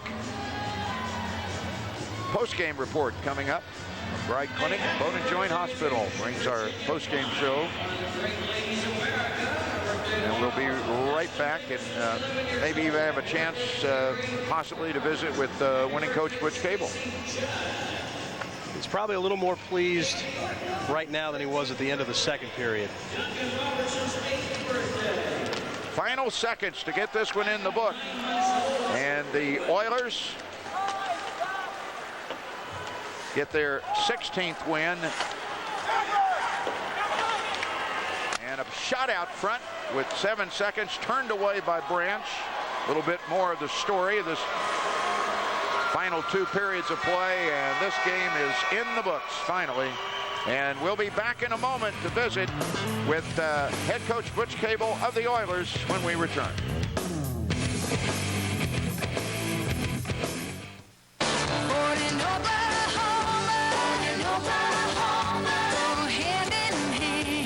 Like Ford Explorer with a smoother ride, seating for 7. It's the SUV most people trust to get them there and back. And get $3,000 cash back or 0% financing for 60 months on the best-selling SUV around, Ford Explorer. At your Ford dealer, the best in Oklahoma. Oklahoma knows Ford's the best. Welcome back to the McBride Clinic Bone and Joint Hospital post-game show. And the guys who may need some help in a clinic after getting drummed tonight are the Oklahoma City Blazers, as the Oilers whipped them 6-2. And Butch Cable, the now full-time coach of the Oilers, Got a big. Where's that grin on your face? I started to say you had a big grin. Well, forget what the score is? You could say that. I'm pretty excited right now. The guys brought passion. They finished strong. A lot of times this year we've had trouble finishing, and it's nice to finish strong. And two teams that went at it that hard all night. You saw it was so intense out there. It was a great game tonight. Butch, management and yourself have to be very excited about a trade for Chris Page. Here's a kid who had 3 goals in 15 games with Corpus, had bounced around in his rookie year, and he's come in here, gets a hat trick tonight. He's got 5 goals for you since you acquired him 3 weeks ago. Well, you know, we don't want to stand still. We had to make moves. We brought some guys in. They're doing the job. And Chris Page, I can't say enough good things about him. The way he's got that knack around the net. He can score. The kid can score. He just needed a chance, and I said, you know, I gave him a chance, and he's proven to do a great job for us. We're really happy with him. Well, you know, the thing about the play that started it all. I mean, the landslide started for you when he didn't really avoid it. There was a hip check on him from Peter Robertson along the right wing board, and he kind of slipped off of it, and it was as if everybody else went into freeze frame for the Blazers, and he realized it and skated in front of the net, jumped around a man, and was able to pull the goaltender out and make the shot. Well, yeah, he really showed a lot of poise there by hanging onto the puck and not shooting it right away, and he made a great play there at the half board where he got around the D-man, and he showed great patience taking the puck to the front of the net, and it was basically an open net goal. One final thing, that trip to Austin tonight and that early game at 3 will not seem as long or as early, won't it? You know how it is. When you win, you're not as tired, you're not banged up, you're excited to get back on the ice. And that 3 o'clock game, I'm sure we're going to be excited to keep the momentum going and going for it. That's full. We want to go for it and continue to spark this thing, keep momentum going. Thanks a lot, Butch. Congratulations. Thank you. Butch Cable, the new full-time head coach of the Oilers, and a big win for his Oilers tonight, 6-2 over Oklahoma City. We'll look at everything and wrap it up when Ron and I return in a moment here at the Ford Center in the Ford Turnpike Series. Ford and Oklahoma go hand in hand. Look at the Ford Expedition. Better yet, experience it. It was the first to offer independent rear suspension. It was the first to offer a safety canopy system. And it's the only full-size SUV to offer a powerful third-row seat. Then you'll know what separates Expedition from all the rest. Now get a $500 Ford credit bonus for $3,500 cash back on Expedition at your Oklahoma Ford dealer. Ford is the best in Oklahoma. People loved it so much we brought it back. The big, bold flavor of Arby's Italian beef and provolone. With beef oven roasted so it's tender and juicy, not greasy. Then marinated in Italian seasonings with authentic provolone on a soft baguette. If you haven't tried one yet, you don't know what you're missing. Gee, I'll admit, you have a really nice announcer voice. Thanks, Sarah. Excuse me, someone's at the drive-thru. Welcome to Arby's. Have you tried our new Italian beef and provolone? What are you eating today?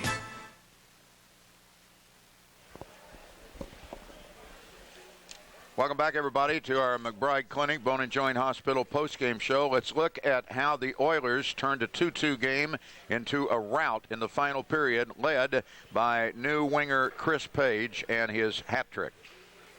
Tell you what, the Oilers really showed a lot of patience in that third period. Of course, right there we see Forsland with the opening goal. That got the Blazers on the board to make it 1-0. Then we thought it was Gravel. It was actually Piernak who deflected it in to tie the game at 1. Then Gravel does get on the board. That makes it 2-1 Tulsa in the second period. But the Blazers come right back very quickly. Shepard on the power play. They actually had a 2-man advantage because they had pulled the goalie on the delayed call. But then in the third period, game-winning goal right there from Chris Page. Chris Page, and then again, Chris Page. Up off of the leg of a falling Sean Connors. You haven't had enough Chris Page? One more time. Another goal from Page. That makes it 5-2.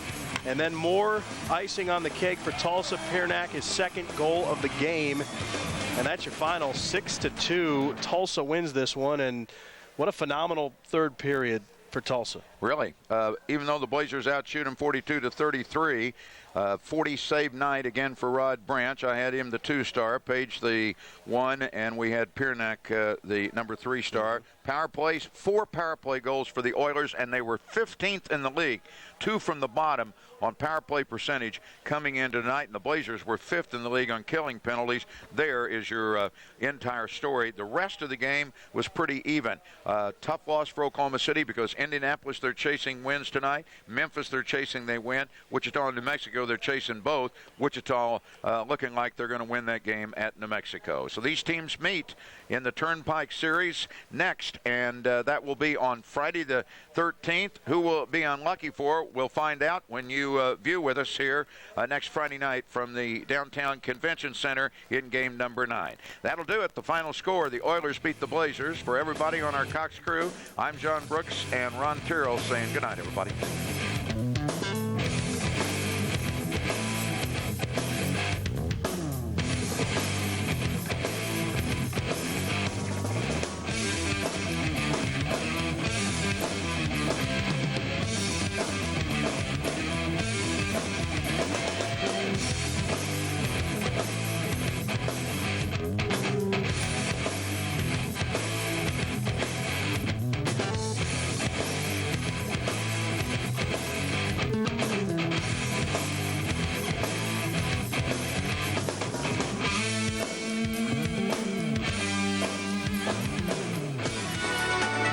The preceding program was produced through the facilities of the Production Services Group at Cox Communications.